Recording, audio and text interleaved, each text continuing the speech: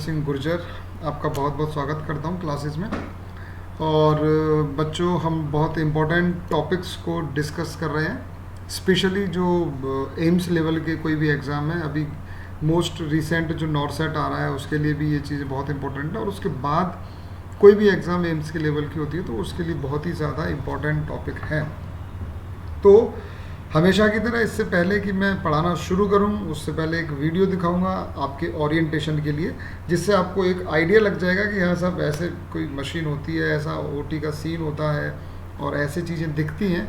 तो उससे आपको एक इमेज बनाने में हेल्प मिलेगी, और इमेज बनाने का फ़ायदा ये है कि आप चीज़ों को लंबे समय तक आसानी से याद रख सकते हैं। इसके अलावा और कोई तरीका नहीं है जिससे आप चीज़ों को जल्दी और ज़्यादा समय तक याद रख सको, राइट। तो तोते की तरह रटने का ये वक्त नहीं है। आई मीन ये जो स्टेज है ना आपकी, जो लर्निंग, ये जो क्लिनिकल लर्निंग है, ये तोते की तरह बैठ के रटने वाली स्टेज नहीं है बच्चों। वो पहाड़े याद करते थे, गिनती याद करते थे, ABCD 12 खड़ी क्या बोलते थे, अबसादा, वो आ ई पढ़ते थे ना, वो टाइम गया। अब कैसे पढ़ना है? आपको समझते हुए पढ़ना है, चीज़ों को लर्न करना है, और जो टॉपिक आप लर्न करते हो उसको आप इतना अच्छे से सीख लो, समझ लो कि उससे कोई भी क्वेश्चन आपका गलत नहीं होना चाहिए। मैं आजकल देख रहा हूँ बहुत ज़्यादा ऑनलाइन क्लासेस की जो बाढ़ आई हुई है ना, कि सब ये जो पुराना पेपर है इसमें ये क्वेश्चन आया था, इसको रट लो, ये दोबारा आएगा। मैं कहता हूँ नहीं आएगा। एम्स को जितना करीब से मैं जानता हूँ कोई नहीं जानता होगा। एम्स वाला अगर दोबारा भी उस क्वेश्चन को पूछेगा ना, तो कुछ ना कुछ ट्विस्ट दे करके पूछेगा। ये ध्यान रखना, किसी चीज़ में जल्दीबाजी एग्ज़ाम में नहीं करनी है। एम्स आपके दिमाग से खेलता है। उसको मालूम है कि बच्चे ने जो एम्स का एग्ज़ाम दे रहा है ना, उसने खूब पढ़ाई की हुई है, तो उस पढ़ाई में वो आपको उलझाने की कोशिश करेगा। वो ये चेक करेगा कि आपने चीज़ों को रटा है या समझा है। तो इसलिए मैं बार बार कहता हूँ कि बेस्ट वे क्या है कि आप चीज़ों को समझो और उसके बाद में उससे संबंधित क्वेश्चंस की प्रैक्टिस करो, और उसके बाद आपको कोई एम्स में सेलेक्ट होने से नहीं रोक सकता, ठीक है। तो वेंटिलेटर पर मैं 2 क्लास आपकी ऑलरेडी ले चुका हूँ, वेंटिलेटर बेसिक्स की, जिसमें मैंने आपको एक आइडिया दिया था कि वेंटिलेटर में ये कनेक्शन होते हैं और ये इंस्ट्रूमेंट होते हैं। एक में मैंने वेंटिलेटर बेसिक्स बताया है और एक में मैंने एयरवे डिवाइसेस बताई हैं आपको, ठीक है बच्चों। तो वो वीडियोस अगर आपने नहीं देखे हैं तो वो, अगर आपने कोई पैकेज लिया हुआ है तो डेफिनेटली आपको मिल जाएंगे। नहीं लिया है तो अभी भी देर नहीं हुई है, ले लें, कुछ नहीं होता है। बहुत नॉमिनल मिनिमम फीस रखिए, इससे कम पॉसिबल नहीं है। नहीं मेरा बस चले तो मैं फ्री पढ़ाऊँ, लेकिन ये सब आपको पता है कि खर्चे तो होते हैं, और ये मैंडेटरी है, मतलब इससे कम इम्पॉसिबल है, समझ गए आप। तो अब मैं आपको आज बताऊंगा कि जो वेंटिलेटर्स में अलार्म बजते हैं उन पर बहुत सवाल बार बार पूछे जाते हैं। आज से 3 साल पहले ऋषिकेश में सवाल पूछे थे कई सारे, तब लोगों ने अनदेखा करने की कोशिश की थी कि साहब ये तो एक गलती से आ गए, ऐसे सवाल नहीं आते बच्चों, क्योंकि उनको खुद नहीं पता था कि वास्तव में अलार्म क्या क्या होते हैं, कैसे कैसे होते हैं, उनको कैसे हम ट्रबल शूटिंग बोलते हैं बच्चों।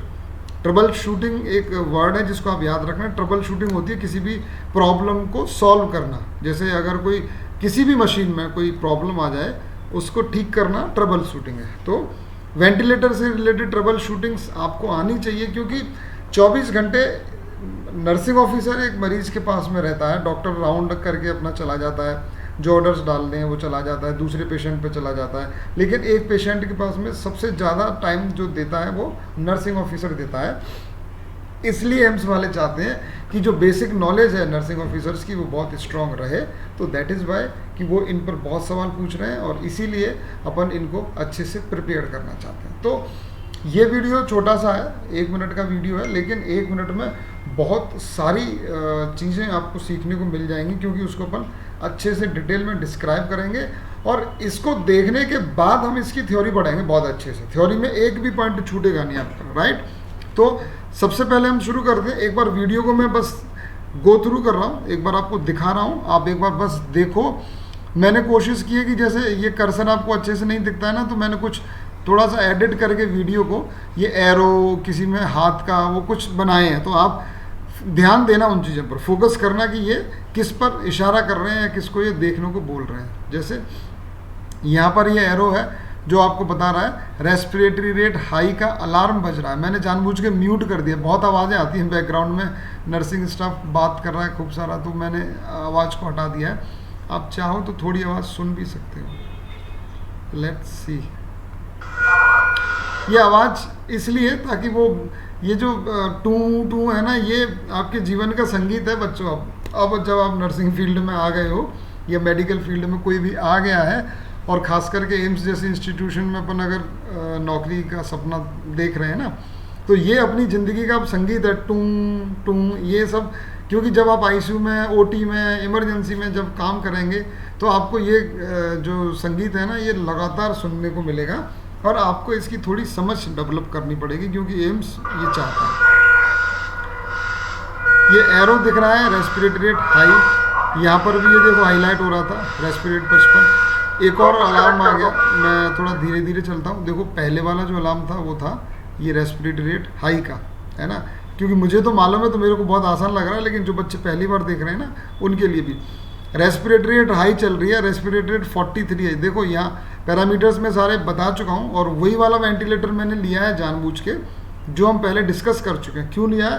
ताकि आपको ये जो यूज़र इंटरफेस है ना, ये आपको मालूम है कि सब कैसा दिखता है, कौन सी वैल्यू कहाँ दिखती है, क्या पैरामीटर्स होते हैं। ठीक है बच्चों, तो मैं एक बार बताया तो ये है रेस्पिरेटरी रेट, ये ऑक्सीजन FiO2 बता रहा है, ऑक्सीजन परसेंटेज लिखा है यहाँ पर, ये I अनुपात E इंस्पिरेशन और एक्सपिरेशन का अनुपात है, और ये मिनट वेंटिलेशन है एक्सपायरेटरी, ये टाइडल वॉल्यूम इंस्पिरेटरी एक्सपायरेटरी, और ये FiO2 है 100%। ये पीप है, पीप के बारे में थोड़ा डिस्कशन कर चुके हैं, आज थोड़ा सा अलार्म्स में मैं फिर बताऊंगा, पीप समझ जाएंगे आप। ये रेस्पिरेटरी रेट जो आप सेट करते हो, और ये आपका टाइडल वॉल्यूम है, और ये अलग वैल्यूज़ हैं जो आप कभी देख सकते हो चाहो तो। पहले अपन बेसिक्स को ही समझ लें, है ना, इन्हीं पर सवाल पूछा जाएगा अपने से। इसका जो मोड अगर पूछ लें ना, जैसे वेंटिलेटर पर ये एक्चुअली थोड़ी सी क्वालिटी आपको ऐसी लग रही होगी क्योंकि ये व्हाट्सएप से शेयर किया था, तो उसकी क्वालिटी थोड़ी कम हो जाती है, लेकिन मैं बोल के बताता रहूँगा। यहाँ वॉल्यूम कंट्रोल लिखा है, अगर आपकी स्क्रीन पर ये थोड़ा कम अच्छा दिख पा रहा हो, या देखो इसको अपन थोड़ा बड़ा करने की कोशिश करेंगे, है ना। हाँ, ये अब दूसरा अलार्म आ गया, वो था रेस्पिरेटरी रेट ज़्यादा का, अब ये आ रहा है एक्सपायरेटरी मिनट वॉल्यूम लो। मैं अभी आपको लिख करके समझाऊंगा अच्छे से कि क्या होता है। मैंने दो इंडिकेटर दिखा रखे एक साथ, एक तो ये हाथ, नकली हाथ है, ये असली वाला हाथ जब आएगा मैं बताऊंगा। अच्छा, दूसरा है बच्चों ये मोटा वाला एरो जो एक्चुअली यहाँ है, ये इसको बता रहा है, ये जो मिनट वेंटिलेशन एक्सपायरेटरी है, MV छोटा E एक्सपायरेटरी है ना, तो ये लो आ रहा है। तो आप इसको जरा ध्यान से देखो एक बार, ये देखो minute expiratory volume, expiratory minute volume low, यह लिखा हुआ भी है, और यहाँ पर ये इंडिकेट भी कर रहा है, और रेस्पिरेटरी रेट भी अभी हाई चल रही है, और ये दिख रही है अपन को। ठीक है, कर दो, ये देखो मिनट वेंटिलेशन लगातार कम होता जा रहा है। ठीक है, अब देखो बढ़ना शुरू हो गया, इधर वाले पे ध्यान दो, बहुत बढ़िया हो गया, इसकी वैल्यू बढ़ने शुरू हो गई है, सही हो गया, देखो बढ़ता जा रहा है 4.7 से 5.4। अब जैसे ये 5 लीटर से ज़्यादा हुआ, ये अलार्म बंद हो गया, है ना, ये वाला अलार्म बंद हो गया। ये देखो जो अलार्म है जिस चीज़ का, उस पर ये ऐसे जैसे पीला हो गया पीछे से, है ना, वो ब्लिंक कर रहा है। तो आपको भी अगर वीडियो बेस्ड या इमेज बेस्ड कोई क्वेश्चन देते हैं एम्स में, तो आपको ये देखना है कि साहब ये अलार्म कौन सा वाला बज रहा है। हो सकता है एक ही स्क्रीन में बहुत सी वैल्यूज़ एबनॉर्मल हों, समझते चलना। अभी तो मैं सिर्फ दिखा रहा हूँ, अभी आपको समझाऊंगा तो सब समझ में आ जाएगा। हो सकता है इस स्क्रीन में एक से ज़्यादा वैल्यूज़ हों, वो एबनॉर्मल हों, अनयूजुअल हों, या नॉर्मल वैल्यूज़ ना हों, लेकिन जिसको हाईलाइट किया हुआ है ना, जैसे इसको हाईलाइट किया हुआ है, तो आपको उसी के बारे में आंसर करना है। अगर ऐसा सवाल आपसे पूछ लिया जाए तो यहाँ लिखा हुआ भी आ रहा है रेस्पिरेटरी रेट हाई, और यहाँ ये ब्लिंक हो रहा है, हाईलाइट हो रहा है रेस्पिरेटरी रेट। देखो अब ये ब्लिंक कर रहा है, ये देखो ये हाई रेस्पिरेटरी रेट दिखा रहा था। अब ये देखो एक और, अब ये आ गया, ये अब नकली हाथ है, ये क्या बता रहा है, PAW का मतलब एयरवे प्रेशर हाई, है ना, एयरवे प्रेशर हाई। ये अच्छा, एक और चीज़ इसकी आवाज़ कम कर दूँ। अब संगीत तो आप सुन ही चुके, मैं बंद ही कर देता हूँ क्योंकि म्यूज़िक अब आपने सुन लिया, जान लिया कैसा होता है। कॉमन मोस्ट कॉमन जो अलार्म बजता है वो होता है high pressure alarm. Ventilator alarm बजाने लगता है और उस पर लिखा आता है, या तो ऐसे ही लिखाएगा जैसे ये लिखा हुआ है ना, PAW हाई, थोड़ा क्लियर देख लो, ये PAW हाई मतलब एयरवे प्रेशर हाई आ रहा है। मोस्ट कॉमन अलार्म यही है, ठीक है। और इसके अलावा जो अलार्म हो सकते हैं उनकी थ्योरी हम समझेंगे। मैं चाहता हूँ कि एक बार आप ये देख करके थोड़ा सा अपना ओरिएंटेशन बनाएं कि साहब होती क्या है, कैसे दिखता है, क्या होता है, फिर हम इसकी थ्योरी डिस्कस करेंगे। थ्योरी में अपन कुछ भी नहीं छोड़ेंगे। इनफैक्ट एम्स ने जो अभी तक नहीं पूछा है ना, जो एम्स पूछने वाला है वो भी हम डिस्कस करेंगे। तो ये लीजिए, ये नई चीज़ आ गई है बच्चों। ये क्या नया आ गया है, ये मैंने आपको बस अलार्म प्रोफाइल वाला बटन दबाया। ये वाला असली अंगूठा है, ये जो अंगूठा है ये हाथ भी असली है। अगर आप इस पर बहुत ध्यान देंगे ना तो आप शायद पहचान भी जाएंगे कि ये अंगूठा किसका है या हाथ किसका है ना। लेकिन इसमें बहुत ज़्यादा दिमाग लगाने की ज़रूरत नहीं है, राइट। तो मैं बता रहा था कि अब मैं आपको जो दिखा रहा हूँ वो है अलार्म प्रोफाइल, है ना। ये जो बटन है ना, इस पर लिखा हुआ अलार्म प्रोफाइल, इसमें आपके सेट होता है कि साहब आपने किस रेंज पर अलार्म सेट किया है। भाई आपने एक लिमिट तो सेट करी होती है ना, अपर लिमिट और लोअर लिमिट। अलार्म वेंटिलेटर में कैसे बजता है कि आपने जो लिमिट सेट की है कि साहब इस मरीज को हम वेंटिलेट कर रहे हैं और इसका अगर प्रेशर इतने प्रेशर से ज़्यादा चला जाएगा तो ये हाई प्रेशर अलार्म बजने लगेगा, और इतने प्रेशर से कम अगर प्रेशर चला जाएगा तो लो प्रेशर अलार्म बजने लगेगा। एक FiO2 का हमने मिनिमम और मैक्सिमम रेंज सेट कर दी, upper limit and lower limit. Respiratory rate की upper limit and lower limit. Minute ventilation की upper limit and lower limit. क्यों कर दिए बच्चों अपन ने लिमिट सेट, क्यों कर दिया? अलार्म का क्या फंक्शन है? अगर ये सवाल पूछते हैं एम्स वाले तो अलार्म का फंक्शन है सेफ्टी फीचर है। रात के 2:30 बजे, वो गाना मत गाने लगते ना, रात के 2:30 बजे कोई शहनाई बजे, जो क्रिटिकल केयर में स्टाफ नर्स या नर्सिंग ऑफिसर होगा ना, उसके लिए रात के 2:30 बजे और वेंटिलेटर के अलार्म बजे। आप समझते हो कि रात को अगर कोई ड्यूटी पर आया है तो बेचारे ने अगर मान लो सारा काम कर लिया, मरीज़ क्योंकि आईसीयू के अंदर बहुत क्रिटिकल होते हैं, सिक होते हैं बहुत ज़्यादा, आइनोट्रॉप चल रहे होते हैं, इन्फ्यूजन पंप चल रहे होते हैं, वेंटिलेटर लगा हुआ होता है, डीवीटी पंप होता है, मल्टीपल मेडिसिन होती हैं इन्फ्यूजन से दे रहे होते हैं, आर्टेरियल लाइन होती है, सेंट्रल लाइन होती है, तो बहुत काम होता है। इतना करने के बाद में बेचारे को 2-2:30 बजे थोड़ी सी कमर सीधी करने के लिए बैठता है कि यार थोड़ा सा 1 घंटे में झपकी ले लूँ। डॉक्टर साहब भी अपना राउंड वाउंड करके अभी चले गए, सुबह जब तक दोबारा आएंगे तब तक अपन थोड़ी सी कमर सीधी करना है, कुर्सी पे ही बैठ के। वहाँ कोई बिस्तर नहीं लगे हुए कि साहब अच्छा सोने जाना है, नहीं। कुर्सी या स्टूल जो अवेलेबल हो जाए, वो भी बहुत कम आईसीयूज़ में होता है। कई आईसीयूज़ काफ़ी ज़्यादा स्ट्रिक्ट होते हैं और नर्सिंग ऑफिसर भी डेडिकेटेड होते हैं। मतलब मैं ये नहीं कहूँगा, जो वास्तव में जो अच्छा काम, जिनको काम का चस्का लग जाता है ना, वो बहुत बहुत बहुत मन लगा के और अच्छा काम करते हैं, राइट। और इसीलिए मरीज़ निकल रहे हैं, मरीजों तभी तो कहते हैं कि सब नोबल प्रोफेशन है। दुआएं मिलती हैं और काफ़ी चीज़ें मिलती हैं। हालांकि हकीकत ये है कि सब सैलरी मिले तब काम चलता है ना, दुआओं से पेट नहीं भरता ना, दुकान पे जाके दुआओं के बदले कुछ सामान नहीं मिलता, तो वो चलो अलग मैटर है, ठीक है। तो ये मैं आपको दिखा रहा हूँ अलार्म की प्रोफाइल्स की, सब कौन कौन से अलार्म होते हैं कॉमनली और हम उसमें कैसे सेट करते हैं। तो आप इस पर थोड़ा ध्यान देना। अब मैंने बटन दबा दिया, ये देखिए प्रेशर की हमने लोअर लिमिट सेट नहीं की है, अपर लिमिट सेट कर रखी है 60, है ना। मिनट वॉल्यूम की हमने जो लिमिट सेट की हुई है वो 5 लीटर पर मिनट में है। एक्चुअली जो यूनिट है ना इसकी, लीटर पर मिनट, 5 से कम होगा तो अलार्म बज जाएगा, 40 से ज़्यादा होगा तो अलार्म बजेगा। बहुत ज़्यादा लिमिट सेट कर रखी है, इसका मतलब इसको तो ठीक करना चाहिए। ये 40 बहुत ज़्यादा, मतलब 38 लीटर पर मिनट का वेंटिलेशन होगा तब तक अलार्म बजेगा ही नहीं, जब तक मरीज़ के फेफड़े वेफड़े फट जाएंगे। अगर ये जो भी है ना सेटिंग्स को ठीक नहीं रखा है, इसको बदलना होगा।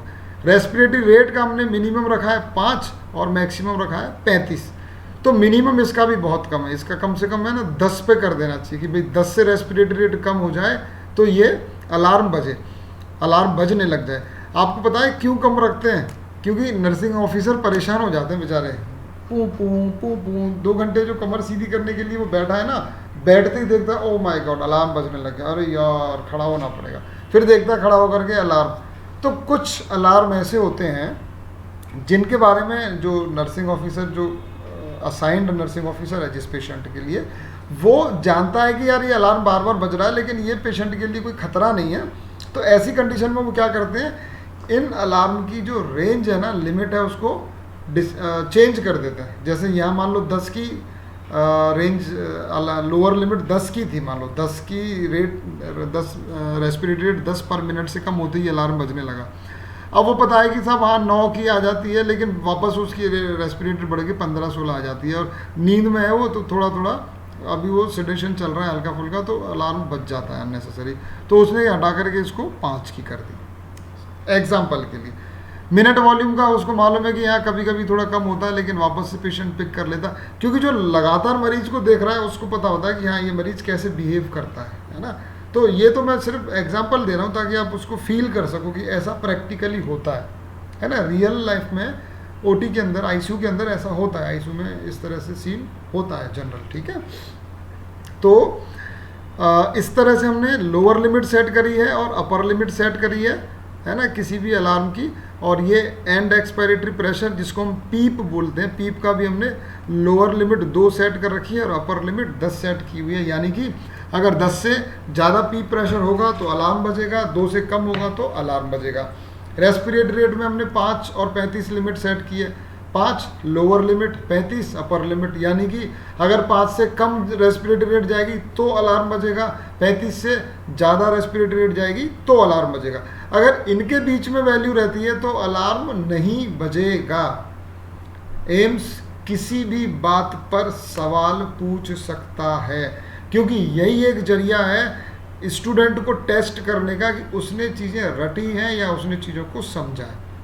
तो वो ट्रेडिशनल जो पूछे जा चुके सवाल हैं उनसे हट करके नए सवाल क्यों पूछते हैं, ताकि वो ये टेस्ट कर सकें कि बच्चे ने चीज़ें समझी हैं। वो तो ये उम्मीद करते हैं कि साहब आप सब काम कर करके आओ ताकि उनको ट्रेंड नर्सिंग ऑफिसर मिल जाए, लेकिन सबके लिए पॉसिबल नहीं है कि साहब 2 साल 2.5 साल 3 साल काम करें फिर अपन तैयारी करें। कई बच्चे करते हैं जिन्होंने जीएनएम करी, उन्होंने एक्सपीरियंस की वजह से किया, कईयों ने कुछ मजबूरियों के चलते मान लो जॉब करी, फिर अब तैयारी का मन बनाया है।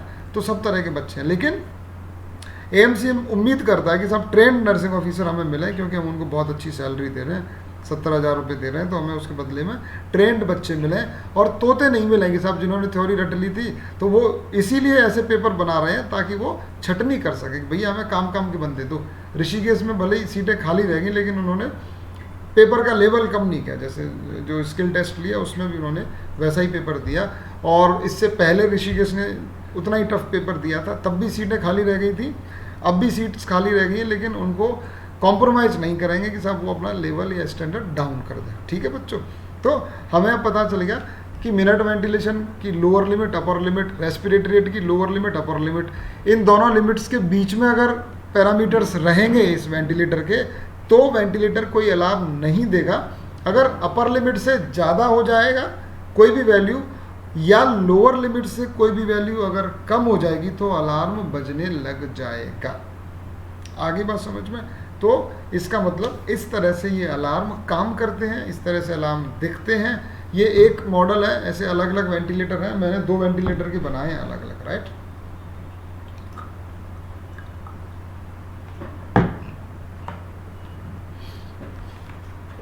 तो अब इसको मैं एक्सेप्ट करता हूँ और आगे बढ़ता हूँ। चलिए, आवाज़ मैंने बंद कर दी क्योंकि संगीत आपको सुना दिया है, वीडियो रिकॉर्ड हो रहा है, तो आप इसको कितनी बार सुन सकते हो। थोड़ा क्लियर देखना हो तो थोड़ा सा विजन, मतलब एक्यूरेसी अच्छी है, क्लियरिटी थोड़ी ठीक है।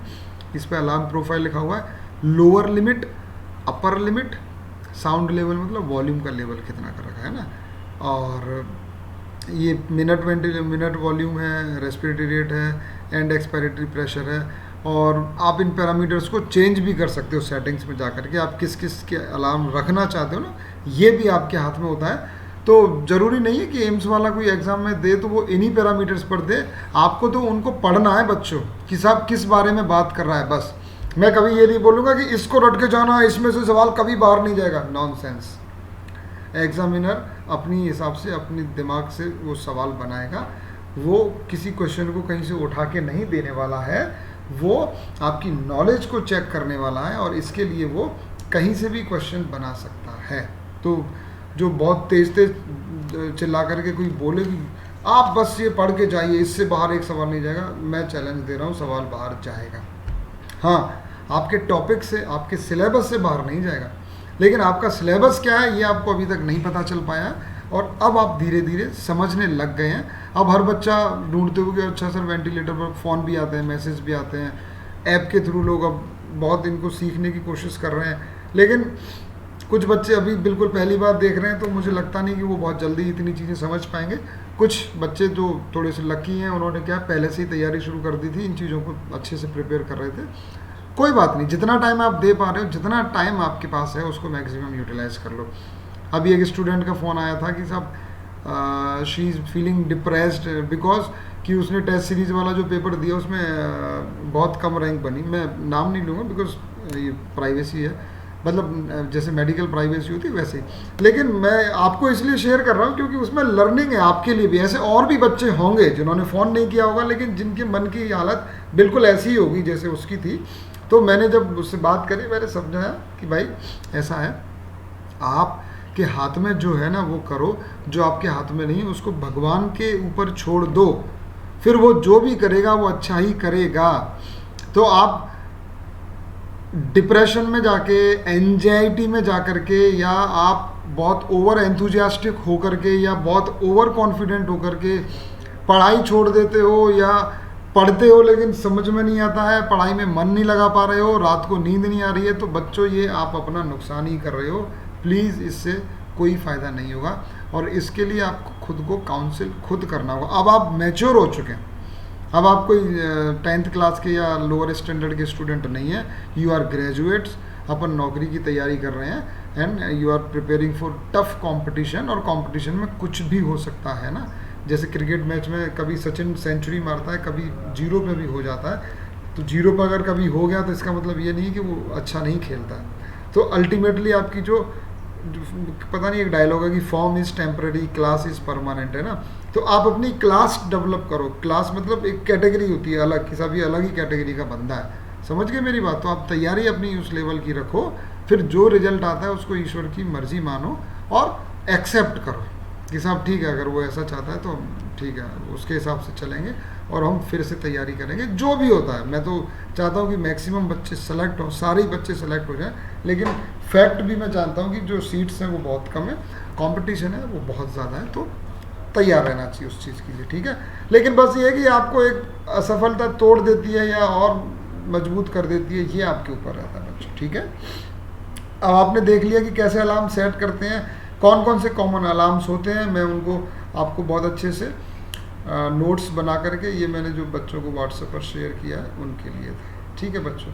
तो इस तरह से अपन ने क्या देखा है, जो वेंटिलेटर में अलार्म्स हैं वो कैसे बनते हैं, अलार्म्स कैसे सेट करते हैं अलार्म्स को, और किस तरह से हम उनको इंटरप्रेट करेंगे, अब हम वो जानेंगे। बाकी वीडियोस में आपको दिखाऊंगा। अब मैं थोड़ा सा आपका, क्योंकि ओरिएंटेशन बन गया है, अब आपने देख लिया, अब आप ब्लाइंड नहीं हो, क्या तो वेंटिलेटर होता है, कैसे अलार्म होते हैं, थ्योरी है, पढ़ लो। थ्योरी तो पढ़ेंगे, लेकिन अब आपके दिमाग में एक इमेज बन चुकी है ना, अब आपने वीडियो देख लिया है, तो यू कैन इमेजिन कि हाँ सब सर इसकी बात कर रहे हैं सर। तो आज का अपना जो टॉपिक है अब शुरू होता है, वेंटिलेटर अलार्म्स, ब्रैकेट में लिख रहा हूं कॉमन। ऐसा क्यों? क्योंकि वेंटिलेटर में और भी बहुत सारे अलार्म होते हैं, लेकिन मैं आपको केवल उन अलार्म्स के बारे में बात करूंगा जो बहुत कॉमन होते हैं, और इसलिए बात करूंगा क्योंकि उनमें से ही सवाल पूछे जाएंगे। अच्छा सर, कहीं उन्होंने ऐसा सवाल पूछ लिया जो आज तक किसी ने पढ़ा नहीं हो, तो भैया जो किसी ने नहीं पढ़ा है ना, वो कोई नहीं करने वाला, और उससे किसी का सिलेक्शन ना तो हो रहा ना उससे रुक रहा। इस चीज़ को क्लियर कर लो। Common things should be learn commonly, क्योंकि कॉमन चीज़ें सबसे ज़्यादा पूछी जाती हैं। Rare things are asked rarely. आगे बात समझ में? जो रेयर है वो रेयरली पूछा जाता है, जो कॉमन है वो मोस्ट कॉमनली पूछा जाता है। और मोस्ट कॉमन चीज़ों पर सवाल भी बहुत आते हैं, ये आपने देखा होगा, ठीक है। तो अब मैं आपको बताता हूँ वेंटिलेटर अलार्म्स कौन कौन से होते हैं।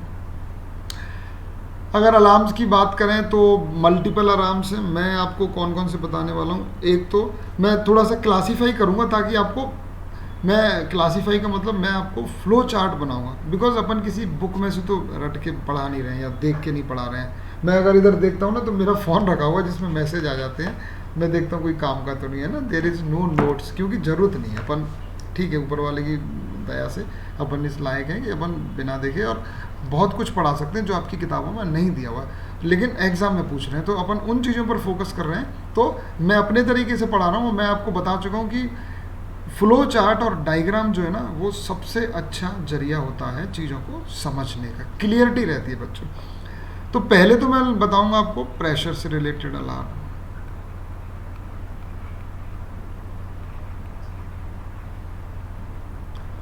दूसरे जो होंगे अपने वो हो जाएंगे FiO2 रिलेटेड।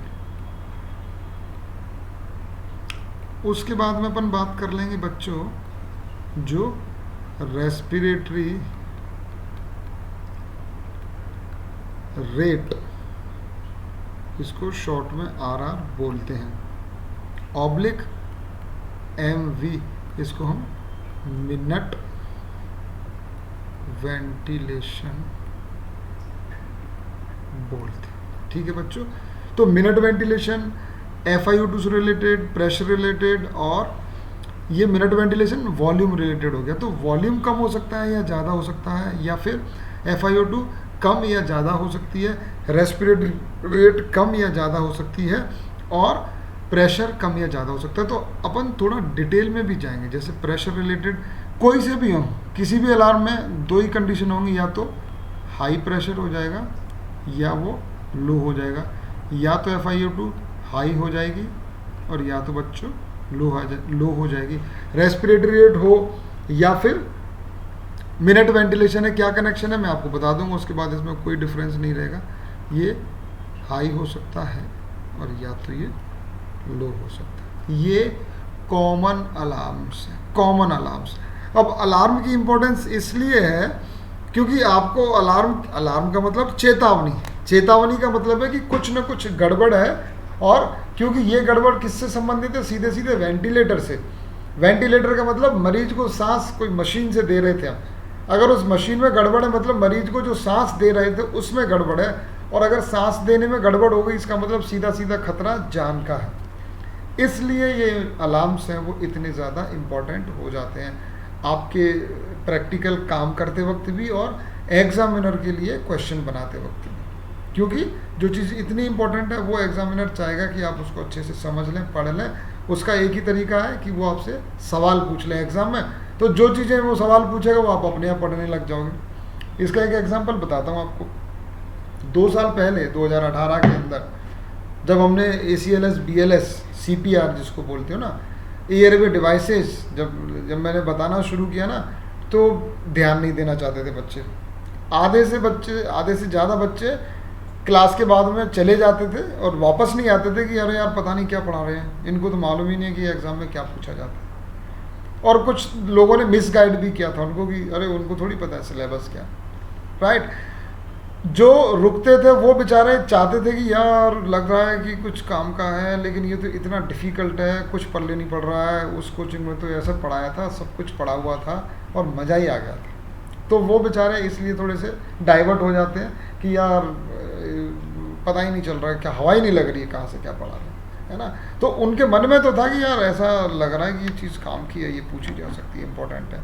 तो वो जो बचे हुए 30% थे वो बेचारे थोड़े टाइम में ऐसे ढीले पड़ गए। लेकिन जो बचे हुए 20% थे जिन्होंने ये सोच लिया था कि अरे यार ये चीज़ तो कहीं नहीं पढ़ा रहा, कोई नहीं पढ़ा रहा है, और पिछले पेपर्स में इनमें से क्वेश्चन लगातार आते जा रहे हैं और बढ़ते ही जा रहे हैं, जिसने ये उनको पता है कि साहब अभी समझ में नहीं आएगा, उनको पता है कि अभी बिल्कुल हवा नहीं लगेगी, लेकिन फिर भी उन्होंने, वो पर्सनली बाहर मिलते थे कि सर कुछ समझ में नहीं आ रहा सर। तो मैंने खूब उनको काउंसिल किया कि भैया नहीं आएगा। इसलिए नहीं आएगा क्योंकि आपने कभी देखा नहीं, कभी पढ़ा नहीं, कभी सुना नहीं, तो कैसे आएगा? कोई चीज़ पहली बार पढ़ते हैं ना तो टाइम लेती है। नए जूते भी ऐसा कहते हैं कि सब थोड़े दिन काटते हैं, जब वो थोड़े से एडजस्ट हो जाते हैं ना तब आप कंफर्टेबल होते हो। तो ये तो सब वेंटिलेटर है, ये आपको एक दिन में, पहले दिन में कैसे समझ में आ जाएगा? इसका मतलब आपको एक चीज़ की बहुत ज़रूरत है और वो है पेशेंस। पेशेंस चाहिए कि सब, हाँ नई चीज़ है, डिफ़िकल्ट चीज़ है, समझ लेंगे एक बार तो कुछ भी नहीं है, लेकिन समझने तक का धैर्य तो आपको रखना पड़ेगा कि साहब समझने तक हमें थोड़ा पेशेंस बना के रखना होगा, उसके बाद में कोई दिक्कत नहीं आएगी। तो अब आपके सीधे सीधे सवाल पे आ जाओ। पहला सवाल पूछेगा कि मोस्ट कॉमन अलार्म जो आपको देखने को मिलता है ना आईसीयू के मरीज में, वो होता है बच्चों, ये पेन तो यूज़ कर लिया है, ये वाला करके देखें, वो अरे गोल्डन है, high pressure alarm is most common alarm.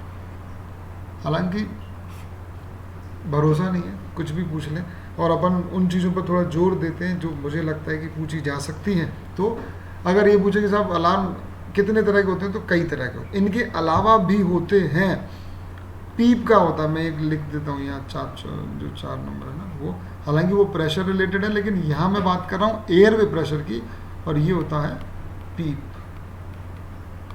है ना, पीप रिलेटेड, वही हाई होगा या तो लो होगा, राइट। ऐसे ही और भी पैरामीटर्स हैं, है ना, कॉम्प्लायंस, रेजिस्टेंस, इतनी चीज़ें होती हैं, अपने को उसमें जाना ही नहीं है। जो चीज़ सिर्फ हमें डाइवर्ट कर दे, जिसमें से सवाल आने की संभावना 0.001% है, उसमें हम टाइम खराब नहीं करेंगे। एक तो टाइम की वैसे ही कमी है, दूसरा जो सबसे ज़्यादा पूछे जाने की संभावना है, हम उन चीज़ों को पहले पढ़ेंगे, उनमें जब हम मास्टर हो जाएंगे ना तब फिर आपको हम सब कुछ कराएंगे। ठीक है बच्चों, तो पहले बेसिक्स। मोस्ट कॉमन अलार्म हो जाता है हाई प्रेशर अलार्म। अब हम नेक्स्ट पेज पर आ जाते हैं, कॉजेज ऑफ। पहचानना कैसे है? वेंटिलेटर में देखना है, जो शुरू में वीडियो दिखाया था, आखिर में एक बार और दिखाऊंगा। ठीक है, अब हम जो मज़ेदार चीज़ पढ़ने वाले हैं उसमें बहुत सारे क्वेश्चंस कवर होंगे आपके, इसलिए तैयार हो जाओ। नेक्स्ट अपन डिस्कस करने वाले हैं कॉजेज ऑफ हाई प्रेशर। बहुत से बच्चे जो है ना नर्सिंग ऑफिसर की तैयारी जो कर रहे हैं ना स्टूडेंट्स, वो क्या चाहते हैं, जो मैं फीडबैक लेता रहता हूँ या मैं देखता रहता हूँ, कि सर बस आप तो है ना गोल्डन पॉइंट बता दिया करो, ये कॉज होते हैं 4-5, हम उनको रट जाएंगे।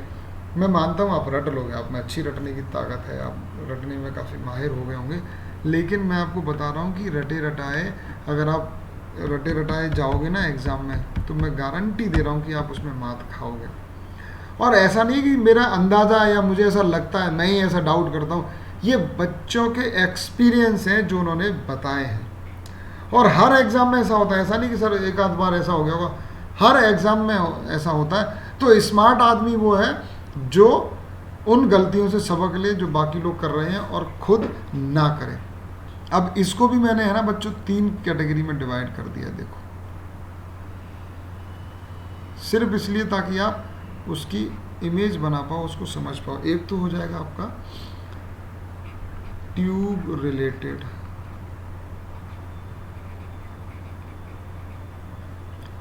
दूसरा हो जाएगा आपका एयरवे रिलेटेड। एयरवे का मतलब आप समझते हैं क्या? एयरवे का मतलब जो नाक से शुरू होकर के एल्वुलाई तक का जो ट्रैक है ना अपना, दैट इज एयरवे। मतलब पेशेंट रिलेटेड। एयरवे का मतलब मैं इसमें ब्रैकेट में लिख दूं, पेशेंट रिलेटेड।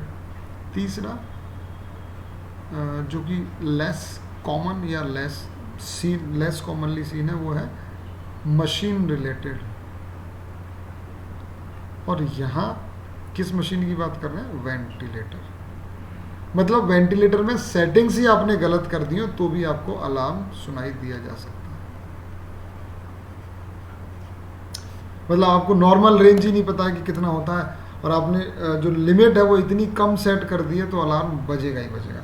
लेकिन चेक आपको हर बार करना है।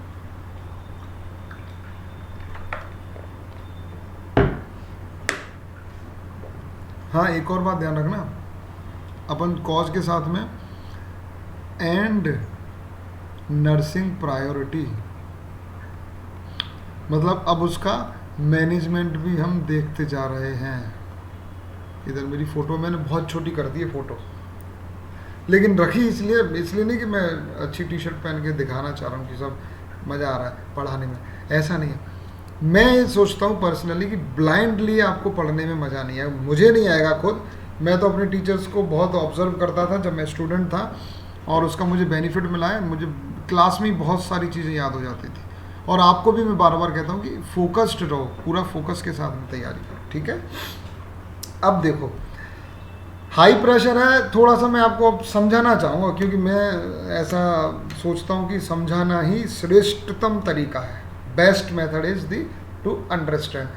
किसी बहुत महान आदमी ने अभी रिसेंटली मैंने कहीं पढ़ा था, उसका कोट जो होता है ना, कथन उनके जो होते हैं ना, कि ह्यूमन आई मीन टीचिंग का काम, जो टीचर का काम है वो उसका ये है कि उसको सोचने की क्षमता डेवलप करे, ना कि उनको फैक्ट्स को रटाने की कोशिश करे। किसी बड़े आदमी ने कहा है, महान आदमी ने, और बहुत अच्छे शब्दों में कहा है, मुझे एज इट इज़ ध्यान नहीं, लेकिन उसका मतलब यही था। तो मैं आपको बताता हूँ हाई प्रेशर अलार्म बजेगा कब। देखो, थोड़ा सा मैकेनिक्स को समझ लो, थोड़ा सा मशीनरी को समझ लो। मैं एक ट्यूब ले लेता हूँ ताकि आपको वो इमेजिन करना इजी होगा। वीडियो तो आपने देख ही लिया है।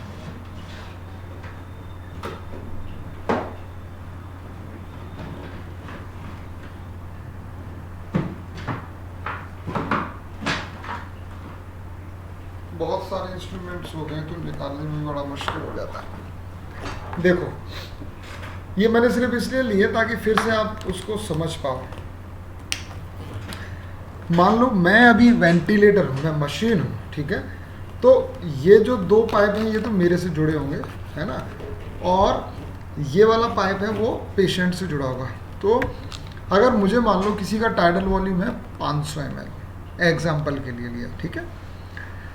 तो मुझे अगर 500 ml हवा देनी है किसी को, तो मैं, जैसे आप गुब्बारे में फूंक मारते हो, तो गुब्बारे में जब फूंक मारते हो तो आपको ताकत लगानी पड़ती है ना, और ताकत लगानी पड़ रही है मतलब आपको वर्क करना पड़ रहा है। हम जब दौड़ते हैं मतलब वर्क करते हैं, पसीना आ जाता है ना। खड़े रहना भी अपने आप में वर्क होता है ना, क्योंकि पैर की मसल्स काम करती हैं। तो या तो आप मुंह से मार रहे हो तो आप काम कर रहे हो, अगर वेंटिलेटर ये दे रहा है हवा, तो काम कौन कर रहा है? वेंटिलेटर। काम कैसे करता है? वेंटिलेटर को जितना टाइडल वॉल्यूम देना है ना, वो उतना मशीन से, वो प्रेशर से इसमें से देता है। मैं जैसे इसमें फूंक मारूंगा, तो आपको क्या लगता है, इन जो ट्यूब्स के अंदर मैं जिसमें से फूंक मार रहा हूँ, एक ट्यूब से तो क्या होता है, टाइडल वॉल्यूम जाता है इंस्पिरेटरी, और दूसरी वाली से उसमें से वापस आता है। तो अपन जिससे जाता है उसी की बात कर रहे हैं। तो आपको क्या लगता है बच्चों, इस पाइप के अंदर प्रेशर बढ़ेगा कि कम होगा? बढ़ेगा, क्योंकि ये तो गैस के नियम होते थे ना, PV=NRT, मतलब छोड़ो फिजिक्स है। आप एक वॉल्यूम फिक्स है किसी चीज़ का, उसमें अगर आप हवा दे रहे हो तो उसका प्रेशर बढ़ेगा। ये फिजिक्स के रूल्स है, ठीक है ना। तो उसको हवा इतने प्रेशर से देनी है कि वो फेफड़ों को, ट्रेकिया को, एल्यूलाई को, ब्रोंकस को, ब्रोंक्यूल्स को डैमेज ना करे। यानी कि एयरवे का प्रेशर हमें एक लिमिट के भीतर भीतर रखना होता है। अब ये मान लो ट्यूब है, ठीक है। अब इसके आगे वो एंडोट्रेकियल ट्यूब हो गया। मैं बार बार नहीं लाना चाह रहा, टाइम काफ़ी ज़्यादा हो जाएगा। बस आप ये समझ लो कि मैं अगर ये फूंक दे रहा हूँ, मान लो, ठीक है, अगर यहाँ कुछ ब्लॉक आ जाएगा या ये ट्यूब आधी पिचक जाए, इतनी हो जाए पिचक करके, तो अब मुझे उतना ही टाइडल वॉल्यूम देने के लिए प्रेशर उतना ही लगाना पड़ेगा, या कम लगाना पड़ेगा, या ज़्यादा लगाना पड़ेगा? ये मेरा सवाल है आपसे। अगर मान लो इस ट्यूब में मैं पहले फूंक मार रहा था और 500 ml वॉल्यूम दे रहा था, मान लो उससे 35 mmHg का प्रेशर जनरेट होता था। अब इसका मैंने ये मुड़ गई, या इसको मैंने पिचका दिया, या इसके अंदर कुछ फंस गया, तो अब रेजिस्टेंस बढ़ जाएगा कि कम हो जाएगा बच्चों? रेजिस्टेंस बढ़ जाएगा, क्योंकि उसमें अब बाधा आ गई है, उसकी ल्यूमन छोटी कर दी, या आपने उसमें कुछ फंस गया या उसमें आपने मोड़ दिया या जो भी कारण रहा, जैसे ही उस फ्लो में जो गैस का फ्लो था ना उसके अंदर कोई बाधा आएगी तो उसके अंदर रेजिस्टेंस बढ़ेगा। ये बेसिक नॉलेज है, इसको आप समझ लो और इसके बाद में सारे क्वेश्चन आपके चुटकियों में हो जाएंगे, ये गारंटी है मेरी। जैसे ही आपने रेजिस्टेंस बढ़ाया ना वैसे ही उसके अंदर प्रेशर बढ़ जाएगा, क्योंकि मशीन एक फिक्स टाइडल वॉल्यूम देने की कोशिश करेगी। आपने अगर 500 ml सेट किया हुआ है, मैं वीडियो दिखाऊंगा आपको, बहुत क्लियर हो जाएगा।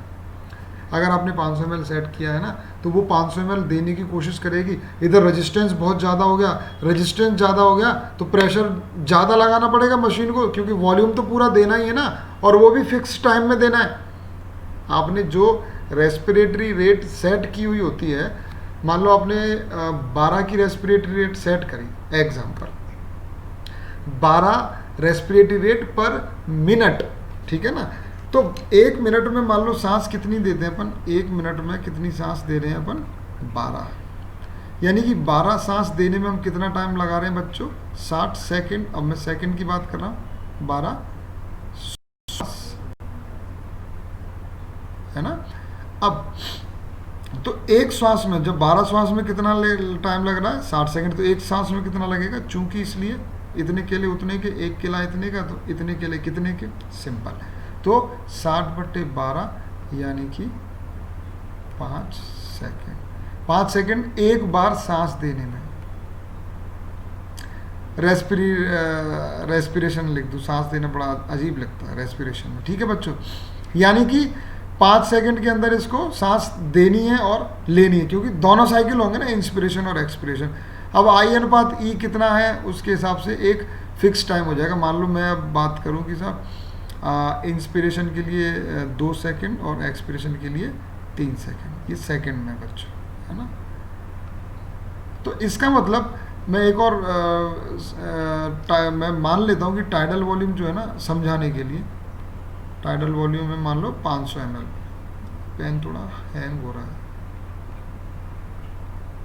ये लीजिए, ठीक है बच्चों। इसका मतलब इस मशीन के पास में ले दे करके कितने हैं, 2 सेकंड के अंदर इसको 500 ml वॉल्यूम देना है। यही तो बात हो गई ना वेंटिलेटर का, भाई सेटिंग्स आपने ये करी है। अब मान लो इस ट्यूब का आपने जैसे ही कुछ पिचका दी या इसका जो ल्यूमन है वो छोटी कर दी, अगर आपने ऐसा कर दिया तो रेजिस्टेंस बढ़ गया, लेकिन मशीन को मान लो टाइडल वॉल्यूम उतना देना ही है, तो क्या उसको ज़्यादा प्रेशर नहीं लगाना पड़ेगा। जैसे ही वो ज़्यादा प्रेशर लगाएगी एयरवे का प्रेशर बढ़ जाएगा, और जैसे ही एयरवे का प्रेशर बढ़ेगा आपका वेंटिलेटर में अलार्म बजने लग जाएगा। तो ये तो था केवल एग्जाम्पल, समझ गए मेरी बात। तो अब आप मोटी मोटी बात, अगर अभी तक आपको कुछ समझ में नहीं आया कोई बात नहीं, अपन अभी फिर से शुरू कर सकते हैं, क्योंकि एक ही बात को समझने के कई तरीके होते हैं। मैं आपको दूसरे तरीके से बता रहा हूँ।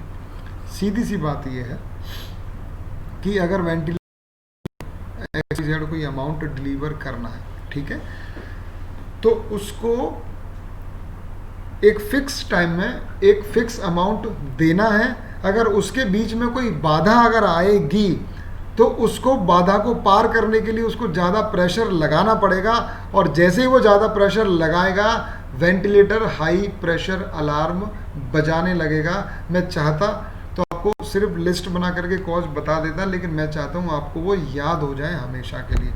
और याद का मतलब लिस्ट याद नहीं, आप देख के बता दोगे कि इसमें हाई प्रेशर होगा कि लो प्रेशर होगा, इतना आपको अंडरस्टैंडिंग हो जाए। देखो तो कौन कौन सी कंडीशन हो सकती है tube related, tube block, blockage of tube. Blockage of tube कैसे हो सकता है, अब अपन देख लेते हैं। ब्लॉकेज हो सकता है या तो उसके अंदर ब्लड क्लॉट आ जाए बच्चों, या उसके अंदर कोई सीक्रेशन कलेक्ट हो जाए, इकट्ठा हो जाए। सीक्रेशन का मतलब समझते, म्यूकस होती है, म्यूकस या कोई भी सीक्रेशन उसके अंदर इकट्ठा हो जाए, ठीक है। ब्लॉकेज और क्या क्या हो सकता है, ट्यूब किंक हो जाए। किंक हो जाना मतलब हिंदी में होता है बच्चों मुड़ जाना। ट्यूब का मुड़ जाना। या ऑब्स्ट्रक्शन का और क्या कारण हो सकता है, ट्यूब में क्लॉट आ सकता है, सीक्रेशन हो सकते हैं, किंक हो सकती है, और बस मेरे ख्याल से और कुछ भी नहीं है। आई मीन ट्यूब मुड़ गई है तो भी उसमें ब्लॉकेज हो गया है। और सीक्रेशन आपने अगर कुछ है, कभी कभी ऐसा होता है, कभी कभी रेयरली, जो कैथेटर होता है ना, जो क्लोज सक्शन कैथेटर, उस कैथेटर को ट्यूब के अंदर, ये मेरे सामने ऐसा हो चुका है कई बार, छोड़ दिया जाए। इसका क्या मीनिंग है, मैंने आपको क्लोज सक्शन कैथेटर दिखाया हुआ है, मैं आपको फिर से एक बार बताता हूँ। इनफैक्ट मैं आपको बताऊँ, जब मैं वेंटिलेटर का वीडियो आपके लिए ले रहा था ना, तो जब मैंने बोला स्टाफ को कि भाई एक बार अच्छे से ना सक्शन वक्शन कर लो ताकि अपन वीडियो बना लेंगे, तो अपन कैसे जाते हैं सक्शन में, ये वाला जो एंड होता है ना, ये वाला जो एंड है, ये एंडोट्रेकियल ट्यूब से कनेक्ट होता है, और ये वाला जो है, जो सक्शन की जो सेंट्रल सप्लाई आ रही है वैक्यूम की, उससे कनेक्टेड होता है। एक सेकंड बच्चे, रोहित सर एक बार देख लेना, फोन बार बार आ रहा है। अब अपन कैसे अंदर जाते हैं, ये वाला ट्यूब से कनेक्टेड है, ईटी ट्यूब से। चाहो तो मैं ईटी ट्यूब भी दिखाई दूँ आपको, ताकि आप अच्छे से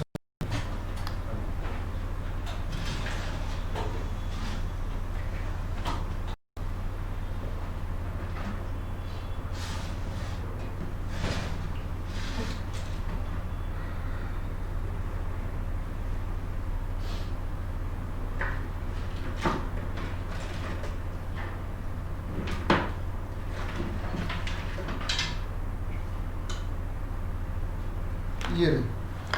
तो ये जब इससे कनेक्टेड होता है ना ट्यूब से, जैसे मान लो ये ट्यूब से कनेक्टेड है और यहाँ वेंटिलेटर कनेक्ट हो जाएगा, तो ये वेंटिलेटर की जो हवा है वो इसके अंदर जाती रहेगी, ये हट जाता है, ये ढक्कन है ना, ये कनेक्ट हो जाता है। अब मैं आपको बताऊँ कैसे जाते हैं, ये कवर है ताकि स्टेराइल मतलब इन्फेक्शन ना फैले, और फिर भी ग्लव्स पहन के करना होता है। मैं तो अभी सिर्फ बताने के लिए आपको, यूँ अपन जाते हैं बच्चों, देखो ऐसे है ना, ये अपना, अगर आप देख पा रहे हो, मेरा फोटो छोटा है मुझे मालूम है, लेकिन आप बस ये देखो कि यहाँ से हम ऐसे इसको अंदर करते जा रहे हैं, ये देखो अंदर जा रहा है, अंदर जा रहा है, अंदर जा रहा है, अंदर और अंदर, ये टिप पर आ गया, देखो यहाँ पर है ना, और अगर आप थोड़ा सा करोगे तो ये ट्यूब से बाहर निकल आया, देखो ये जो है ना सक्शन कहते हैं, ट्यूब से बाहर निकल गया।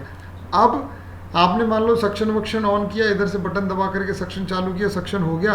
अब जब सक्शन हो जाता है ना, तो सक्शन का रूल मैंने बताया था, इसको ऐसे रोटेट करते हुए लाते हैं, और ला करके स्टाफ क्या करता है, बहुत बार यहाँ तक छोड़ देता है, उसको लगता है कि ये सीधी ही हो गई है, अब तो आ गया है। लेकिन हकीकत क्या है, ये जो आपका सक्शन कैथेटर है, ये रहा, अभी भी ट्यूब के अंदर है। तो जो ट्यूब के अंदर जो सक्शन कैथेटर जगह घेर रहा है, इसका मतलब ये रेजिस्टेंस को बढ़ाएगा, इसका मतलब हाई प्रेशर का अलार्म बजेगा। कोई भी चीज़ अगर रेजिस्टेंस को बढ़ा रही है ना, वो हाई प्रेशर कर रही है। अब देखो ये पूरा बाहर निकाल दिया, अब ये पूरा यहाँ तक आ गया, यहाँ तक है ना, तो अब इसकी वजह से कोई रेजिस्टेंस नहीं बढ़ेगा, ट्यूब की वजह से, सक्शन कैथेटर की वजह से। आगे बात समझ में? तो किंक हो जाना मतलब यूं किंक हो जाती है ट्यूब, जैसे पेट में डली है ना, तो स्टाफ को पता ही नहीं रहता, कई बार ट्यूब ऐसे मुड़ चुकी होती है, वेंटिलेटर की ट्यूब के वजह से और कनेक्शन की वजह से ऐसे हो चुकी होती है। तो किंक का मतलब ट्यूब का मुड़ जाना, राइट। इसके अलावा ट्यूब से रिलेटेड और क्या क्या पॉइंट हो सकते हैं, देखो, एक तो ब्लॉकेज हो जाए किसी भी कारण से, जो मैंने आपको बता दिया। दूसरा, ये बहुत इंपॉर्टेंट है बच्चों, इंपॉर्टेंट का मतलब ये आपने पहले नहीं पढ़ा होगा, मतलब सुना भी नहीं होगा, एंडो ब्रोंकियल इंट्यूबेशन, ये क्या बीमारी आ गई सर। इसके अलावा जो तीसरा है ना, ये हो सकता है स्मॉल साइज ट्यूब, ठीक है। यानी कि देखो एंडो ब्रोंकियल का मतलब होता है ब्रोंकस के अंदर, अपन क्या बोलते हैं ईटी ट्यूब, यानी कि एंडोट्रेकियल ट्यूब, क्योंकि वो कहाँ जाती है, ट्रेकिया के अंदर। देखो एक बेसिक एनाटॉमी अगर मैं बनाऊं तो ट्रेकिया हो गई अपनी, है ना, ये दो ब्रोंकस में डिवाइड हो जाती है, मेन ब्रोंकस है ना, फिर इसमें अलग अलग स्ट्रक्चर होती है, पूरा लंग्स का जो भी स्ट्रक्चर है इस तरह से, ठीक है बच्चों। तो आप इसमें जब ट्यूब डालते हो, मान लो आपने ये डाली ट्यूब और थोड़ी पतली बनानी पड़ेगी, तो ये आपकी ट्यूब थी एंडोट्रेकियल ट्यूब,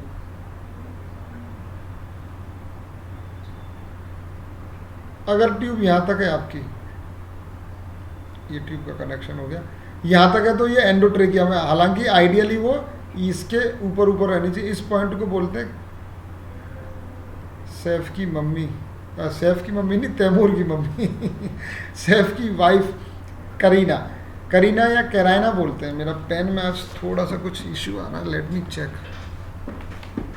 एक तो मेरे नीचे बैठ के पढ़ाने में बिल्कुल मज़ा नहीं आता है। देखो ये करीना है, मतलब कराइना भी बोलते हैं इसको, कराइना, ये जो पॉइंट होता है वो पॉइंट कराइना। इधर मैं आपको ये लो आपको अच्छा दिख गया, ठीक है बच्चों।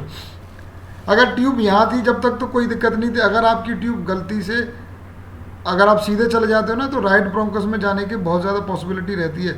मान लो आपने कभी ट्यूब डाली, या जो एनेस्थेटिस्ट ने ट्यूब डाली, मेरी ड्राइंग बहुत ही ज़्यादा ख़राब है, मैं आपको बता दूँ, है ना, बहुत ही ज़्यादा ख़राब का मतलब कि वो तो अभी बच्चों को पढ़ाते पढ़ाते थोड़ी ठीक हो गई है। ये अंदर अगर ट्यूब आ गई तो इसका मतलब ये ट्रेकिया बहुत मोटा, ब्रोंकस के कंपैरिजन में मोटा होता है। देखो ये है आपका ब्रोंकस, ये तो हो गया ट्रेकिया, ये हो गया आपका राइट ब्रोंकस, ठीक है ना, और ये आपके लंग्स हो गए, और ये आपका लेफ्ट ब्रोंकस हो गया। तो ट्रेकिया ऑब्वियसली ब्रोंकस से चौड़ी होती है, क्योंकि ट्रेकिया के डिवीजन से बनते हैं, दो में डिवाइड हो जाती है ट्रेकिया। तो अगर ब्रोंकस के अंदर ट्यूब चली जाएगी तो ब्रोंकस की ल्यूमन, यानी कि इसकी जो ये ल्यूमन है, ये ट्रेकिया की ल्यूमन से छोटी है, और जैसे ही ल्यूमन छोटी हुई, इसका मतलब कि वो रेजिस्टेंस ज़्यादा होगा, और रेजिस्टेंस ज़्यादा होते ही प्रेशर ज़्यादा, और हाई प्रेशर का अलार्म बजेगा। तो endo bronchial intubation can cause high pressure alarm. देखो आप प्रेशर को कितना छोटा सा समझते हो, प्रेशर भी अच्छा टॉपिक है और बहुत इंपॉर्टेंट तो है ही, और सवाल बहुत सारे बनते हैं इसमें, ठीक है बच्चों। यानी कि एंडो ब्रोंकियल इंट्यूबेशन क्या करेगा, कौन सा अलार्म पैदा करेगा, हाई प्रेशर अलार्म पैदा करेगा। क्यों? क्योंकि ब्रोंकस ट्रेकिया के कंपैरिजन में छोटा ल्यूमन है, और छोटा ल्यूमन होने की वजह से रेजिस्टेंस ज़्यादा होगा, उसका रेजिस्टेंस ज़्यादा होगा तो प्रेशर ज़्यादा लगाना पड़ेगा, और हाई प्रेशर अलार्म बजेगा। बस समझ गए, मतलब पतली में अगर आपको फूंक मारनी है और उतनी हवा देनी है जितनी बड़े पाइप में दे रहे थे, तो आपको छोटे पाइप में उतनी हवा उतने ही टाइम में देने के लिए ज़्यादा तेज फूंक मारनी पड़ेगी। घर पे करके देख लेना, समझ में आ जाएगा, बहुत बेसिक चीज़ है। अच्छा, छोटे साइज़ की ट्यूब का क्या कहना है, छोटे साइज़ की ट्यूब से क्या फ़र्क पड़ जाएगा, क्योंकि ट्यूब छोटी होगी तो ल्यूमन छोटी होगी, ल्यूमन छोटी होगी तो रेजिस्टेंस ज़्यादा होगा। यानी कि ब्रोंकस में भी वही सेम प्रिंसिपल था कि ब्रोंकस की ल्यूमन छोटी है, इस बार खुद ट्यूब की साइज ही छोटी है, तो छोटी ट्यूब में से हवा देगा वेंटिलेटर, तो ज़्यादा प्रेशर देना पड़ेगा, क्योंकि रेजिस्टेंस उसका ज़्यादा होगा। तो इन दोनों कंडीशन में बच्चों कारण क्या था, वैसे तो ओवरऑल इसमें भी देखो रेजिस्टेंस बढ़ रहा है, इन सब में रेजिस्टेंस बढ़ रहा है, इसलिए उसमें प्रेशर ज़्यादा देना पड़ रहा है। ब्लॉक हो गई ट्यूब, ये ट्यूब थी साहब, इसमें आधे में वो भर गया, पूरा सीक्रेशन भर गया, या कोई ब्लड क्लॉट आ गया, कैथेटर अंदर छोड़ दिया, तो क्या हो रहा था, रेजिस्टेंस बढ़ रहा था, और रेजिस्टेंस बढ़ने की वजह से वेंटिलेटर को ज़्यादा प्रेशर लगाना पड़ता है, और इसलिए हाई प्रेशर अलार्म आपका वेंटिलेटर पर बजेगा। तो ट्यूब रिलेटेड क्या क्या कॉज हो सकते हैं, blockage of tube, yes, blood clot की वजह से ब्लॉक हो सकती है, सीक्रेशन इकट्ठे हो जाए, हो सकती है ट्यूब किंक हो जाए, मुड़ जाए ट्यूब, कैथेटर छोड़ दिया अंदर ट्यूब के, सक्शन कैथेटर, तो ये सब ट्यूब को ब्लॉक करेंगे, रेजिस्टेंस बढ़ेगा और प्रेशर भी बढ़ेगा।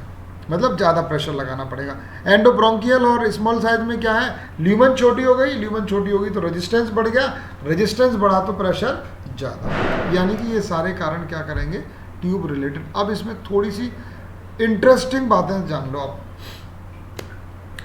अगर मान लो हाई प्रेशर अलार्म बज रहा है वेंटिलेटर पर, आपको पता है अभी ऋषिकेश 2019 में हुआ था या 20 में, जो लेटेस्ट जो हुआ 20 में हुआ है मेरे ख्याल से, है ना।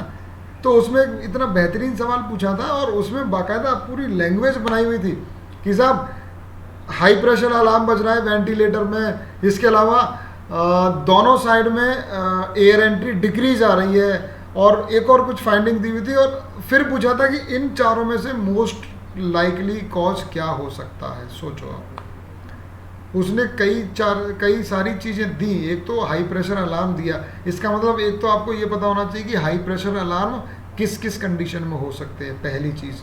फिर उसने बोला कि हाई प्रेशर अलार्म के साथ में एक और चीज़ है कि साहब उसमें दोनों तरफ एयर एंट्री कम थी, या मान लो एक तरफ एयर एंट्री कम थी, तो हमें ये भी देख लेते हैं हम कि किस में एयर एंट्री कैसे कम होगी। देखो अब तो बहुत ही आसान है, मैं आपको दोबारा से एक बार बताऊंगा। देखो मैं इस बार ट्यूब को ना थोड़ी रेड कलर में बनाता हूँ, ईटी ट्यूब को थोड़ा अच्छी बनाने की कोशिश करता हूँ।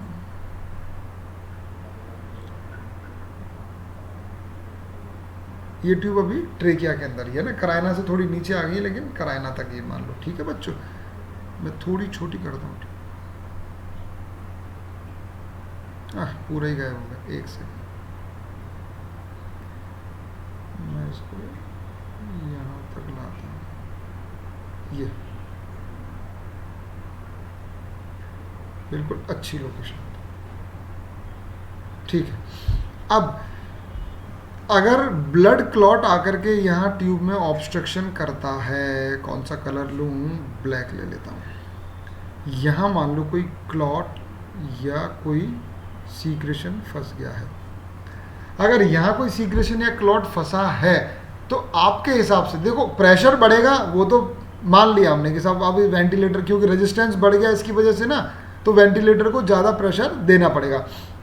लेकिन अब मेरे को एक चीज़ बताओ कि सपोज यहाँ टाइडल वॉल्यूम भी कम डिलीवर हो रहा है, प्रेशर बढ़ने के बावजूद टाइडल वॉल्यूम पूरा अंदर जा ही नहीं रहा, तो आपके हिसाब से ये एक तरफ का टाइडल वॉल्यूम कम होगा या दोनों तरफ का, यानी कि जो एयर एंट्री बोलते हैं इसको, एयर की एंट्री इसको हम बोलते हैं एयर एंट्री।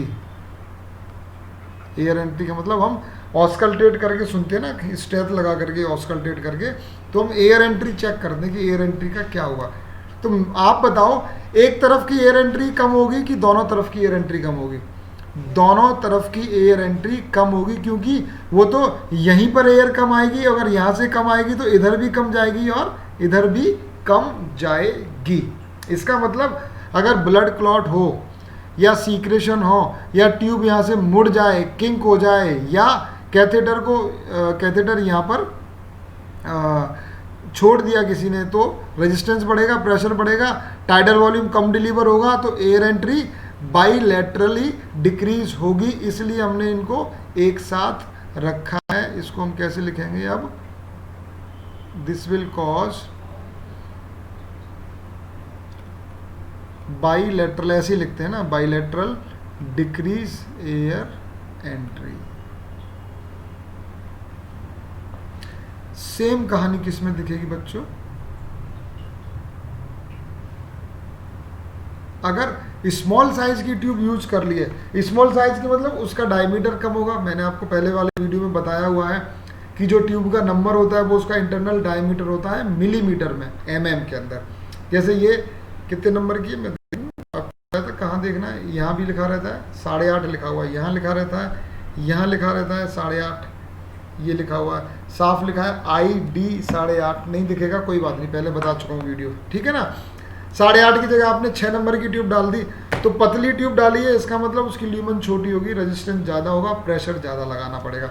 यानी कि ट्यूब छोटी है, या ट्यूब में ब्लड क्लॉट है, या ट्यूब में सीक्रेशन है, या ट्यूब मुड़ गई है, या ट्यूब में कैथेटर है, ये सारे कॉज में क्या होगा?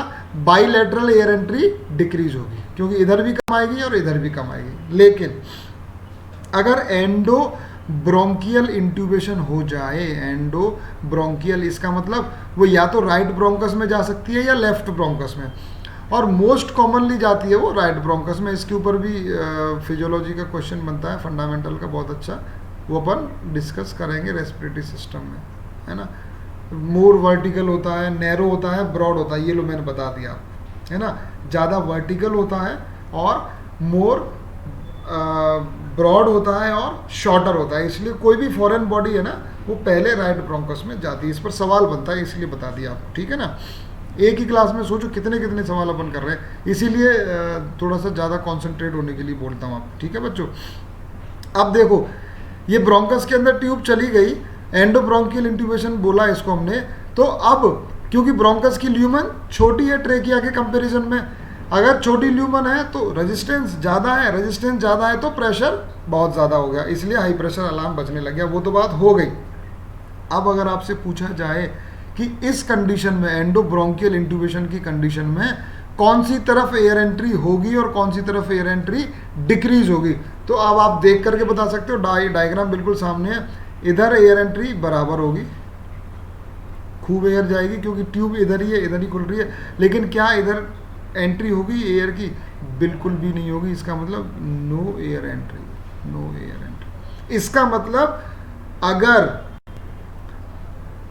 वेंटिलेटर हाई प्रेशर अलार्म दे और एक तरफ एयर एंट्री डिक्रीज हो या एब्सेंट हो, तो मान के चलो आपका डायग्नोसिस बनेगा एंडोब्रोंकियल इंट्यूबेशन।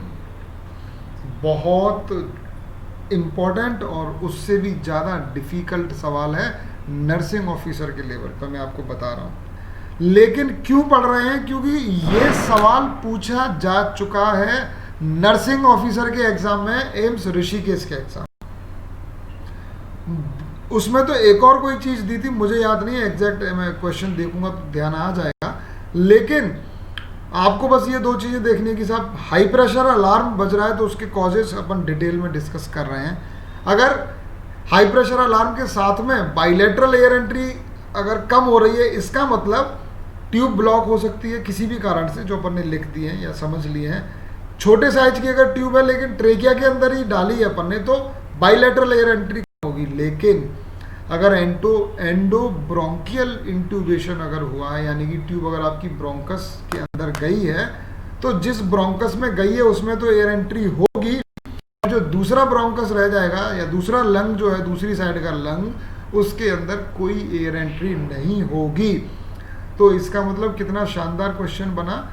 आपसे एग्जामिनर बोलेगा कि साहब एक पेशेंट को इमरजेंसी में आपने असिस्ट कराया इंट्यूबेशन में, और इंट्यूबेशन के बाद आपने वेंटिलेटर अटैच किया, ऐसी लंबी लंबी कहानी लिखते हैं आजकल।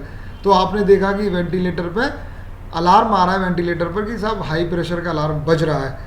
अब आपने उसको ऑस्कल्टेट किया, या फिजिशियन ने आपको ऑस्कल्टेट करने को कहा, या फिजिशियन ने ऑस्कल्टेट करने पर पाया कि उसमें एक साइड में एयर एंट्री डिक्रीज्ड या एब्सेंट है और दूसरे साइड में एयर एंट्री नॉर्मल है, बल्कि ज़्यादा हो जाएगी क्योंकि पूरी हवा अब एक ही लंग्स में जा रही है।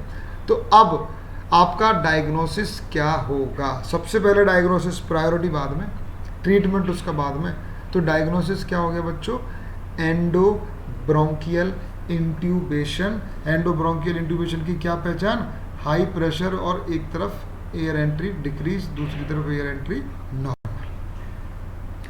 अभी तक ट्यूब से संबंधित जितने भी हमने कॉज पढ़े उनमें सब में क्या हो रहा था? बाइलेटरल एयर एंट्री डिक्रीज हो रही थी, प्रेशर जो थे वो हाई हो रहे थे। लेकिन एंडोब्रोंकियल इंट्यूबेशन एक ऐसी कंडीशन है जिसमें यूनिलेटरल एयर एंट्री डिक्रीज हो रही है। यूनिलेटरल बोलते हैं हम एक साइड। हाँ, कई बच्चों को तो मीनिंग नहीं पता होगा, कुछ अंदाजे लगा रहे होंगे बेचारे अपने मन से, है ना। तो बाइलेटरल का मतलब हिंदी में बता देता हूँ बच्चों, दोनों साइड में। दोनों साइड का मतलब राइट और लेफ्ट दो साइड होती है ना, दोनों साइड में, ठीक है। बाइलेटरल एयर एंट्री डिक्रीज है तो डायग्नोसिस बाकी बचे हुए होंगे। यूनिलेटरल बोलते हैं हम एक साइड का, एक साइड। अब एक साइड या तो राइट या तो लेफ्ट, ठीक है बच्चों। एक साइड में अगर एयर एंट्री डिक्रीज्ड है, इसका मतलब एंडोब्रोंकियल इंट्यूबेशन है। जिधर एयर एंट्री एब्सेंट है उधर ट्यूब नहीं गई है, जिधर ये एंट्री प्रेजेंट है उधर ट्यूब है। अगर और डिफिकल्ट बनाना होगा ना तो इसी में ये और कह देगा कि राइट साइड में तो एयर एंट्री प्रेजेंट है लेकिन लेफ्ट साइड में एयर एंट्री एब्सेंट है, हाई प्रेशर का अलार्म बज रहा है, तो बताइए डायग्नोसिस क्या होगा। फिर वो दो ऑप्शन बना देगा, राइट एंडोब्रोंकियल इंट्यूबेशन या लेफ्ट एंडोब्रोंकियल इंट्यूबेशन। तो राइट में अगर एंट्री प्रेजेंट है इसका मतलब राइट एंडोब्रोंकियल इंट्यूबेशन। असल में ट्यूब के साथ में एंडोट्रेकियल इतना ज़्यादा यूज होता है कि एंडोट्रेकियल मुंह से निकल जाता है, लेकिन हम अभी स्पेशल कंडीशन की बात कर रहे हैं जब आपने ट्यूब ज़्यादा अंदर डाल दी है तो हो जाता है एंडोब्रोंकियल इंट्यूबेशन। तो ये या तो बच्चों राइट साइडेड में होगा या ये लेफ्ट साइडेड में होगा। मोर कॉमन कौन सी है? राइट साइड की। ये भी सवाल है कि एंडोब्रोंकियल इंट्यूबेशन में इंसिडेंसेस कौन से वाले के ज़्यादा होते हैं? राइट एंडोब्रोंकियल इंट्यूबेशन के ज़्यादा संभावना रहती है। क्यों? ज़्यादा वर्टिकल है, ब्रॉडर है और शॉर्टर है, छोटा है लेकिन चौड़ा है, और मोर वर्टिकल है तो सीधी उसी में जाती है कोई भी चीज़ आती है। एस्पिरेशन के लिए भी ऐसा बोलते हैं ना, फॉरेन बॉडी भी आती है तब भी ऐसा ही बोलते हैं। यानी कि अपन ने क्या क्या समझ लिया। अब एयर एंट्री और प्रेशर के अलार्म से अगर कोई सवाल पूछते हैं तो बच्चों गलत नहीं होना चाहिए। इतना डिटेल और इतना इत्मीनान से पढ़ने के पीछे सिर्फ एक ही वजह है कि सवाल गलत नहीं हो जाना चाहिए और सवाल पूछे जाने की संभावना बहुत ज़्यादा है। समझ में आ गई बात? तो अपन ने ट्यूब रिलेटेड सारे कॉज पढ़ लिए हैं। अब क्योंकि वीडियो है अपने पास में तो कोई बात नहीं, मैं नया पेज लेने की बजाय क्या करूँगा, अब एयरवे से रिलेटेड यहीं पढ़ाऊँगा और इसको मैं डिलीट कर देता हूँ क्योंकि अपने पास में डिलीट का ऑप्शन है। अब मैं हटा रहा हूँ लेकिन अपन ने सारी बातें कर ली। सॉरी सिलेक्ट, हाँ अब हो गई। अच्छा, मैं लंग्स वाले उसको नहीं मिटाना चाहता हूँ इसलिए मैं आपको ये वाला डिलीट कर रहा हूँ क्योंकि मुझे वापस से लंग्स बनाने पड़ेंगे, है ना। और क्योंकि अपन ने अच्छे से समझ लिया तो वी कैन डिलीट। मुझे दोबारा नहीं बनाना पड़ेगा, नहीं तो मैं नया पेज भी ले सकता था। ओ, करीना को मैं दोबारा लिखूँगा। करायना बोलते हैं इसको, करायना, लेकिन करीना आप याद रखने के लिए बोल सकते हैं। करीना से रिलेटेड जनरल नॉलेज का सवाल आ जाए तो बता देना कि she is pregnant. Again pregnant तो है ही, plus about to deliver child. ऐसा अभी कल परसों कहीं मैंने गूगल पर या कहीं तो न्यूज़ देखी थी, है ना, कि यूट्यूब पर देखी होगी क्योंकि कोचिंग की वजह से यूट्यूब देखना पड़ता है ना।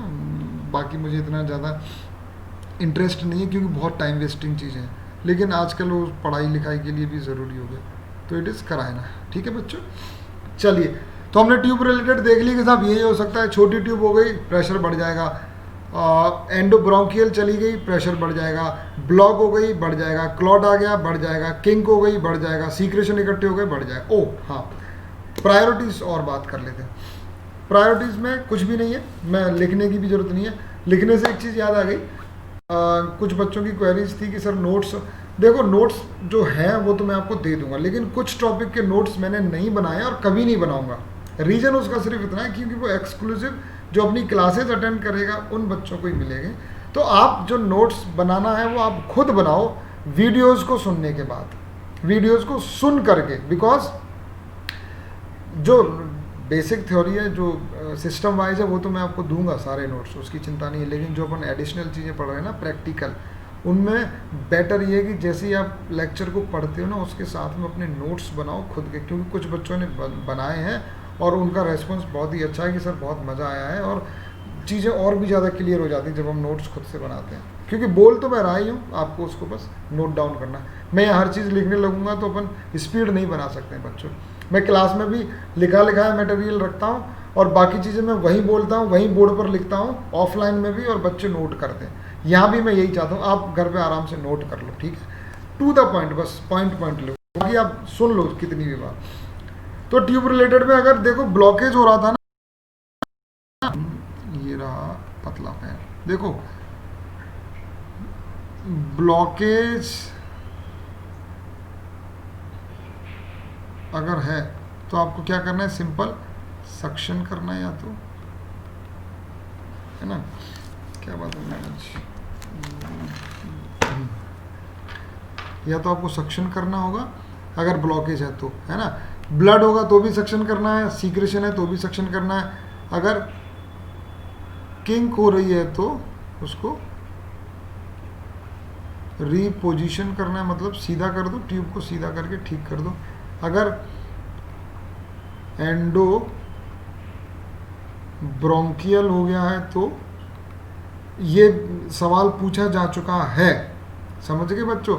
अगर ट्यूब आपको लग रहा है कि बहुत अंदर है तो प्रायोरिटी क्या होगी, आप उसको भी रीपोजिशन करना है। रीपोजिशन का मतलब विदड्रॉ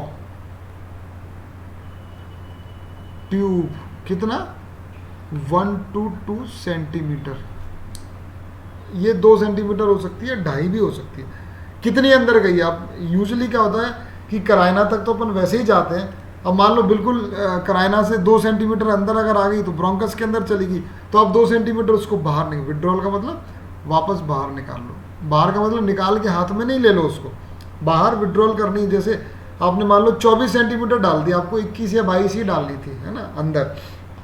ये जैसे अपन बोल रहे थे ना कि 22 का मार्क है, ये एंगल ऑफ लिप पर रहता है, यानी कि 22 तक आप अंदर डालते हो। एडल्ट मेल की बात कर रहा हूँ। आपने 24 तक डाल दी तो थोड़ी अंदर जा करके हो सकता है वो चली गई हो ब्रोंकस के अंदर, तो क्या करना है, वापस 2 सेंटीमीटर खींचना है बस। ऐसे नहीं कि साहब मैंने वापस खींच ली क्योंकि सर ब्रोंकस में चली गई थी, ऐसा मत कर देना। दोबारा इंट्यूबेशन हो जाएगा, डिफिकल्ट हो सकता है, लाइफ थ्रेटनिंग कंडीशन हो सकती है, समझ गए। तो क्या करना है, केवल 1 या 2 सेंटीमीटर विड्रॉल करना है, एंडोब्रोंकियल है। छोटे साइज की ट्यूब है तो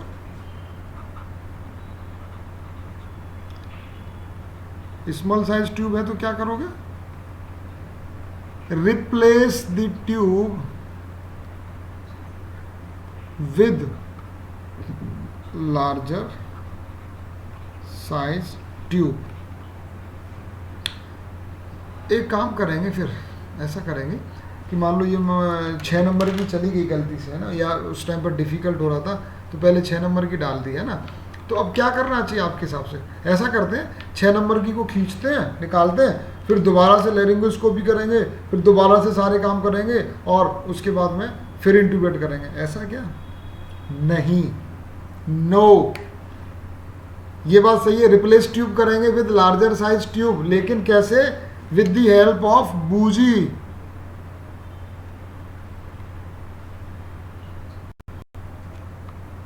बूगी नहीं होता, बूजी ही बोलते हैं। स्पेलिंग में कुछ IEA का कुछ ऊपर नीचे हो सकता है। बूजी, बूजी क्या थी मैंने दिखाया था, फिर से देख लो एक बार। अब हर चीज़ को दोबारा दोबारा देखेंगे ना तो टाइम बहुत लगेगा, लेकिन जो बहुत ही ज़्यादा कॉमन सी हैं उनको मैं दिखा देता हूँ ताकि आपका रिवीजन भी हो जाए साथ साथ में। बूजी से अपन क्या करेंगे, मैंने पहले भी शायद बताया हुआ है। बूजी का यूज़ ही ये होता है, या तो डिफिकल्ट इंट्यूबेशन में अपन पहले बूजी डाल देते हैं, फिर ट्यूब को ऐसे रेल रोड किया था, फिर ट्यूब को फिक्स कर लिया था और बूजी को निकाल दिया था। अब हम क्या कर रहे हैं, ट्यूब तो ऑलरेडी डली हुई है पेशेंट के, अब हमने क्या किया, बूजी अंदर डाली, ठीक है बच्चों।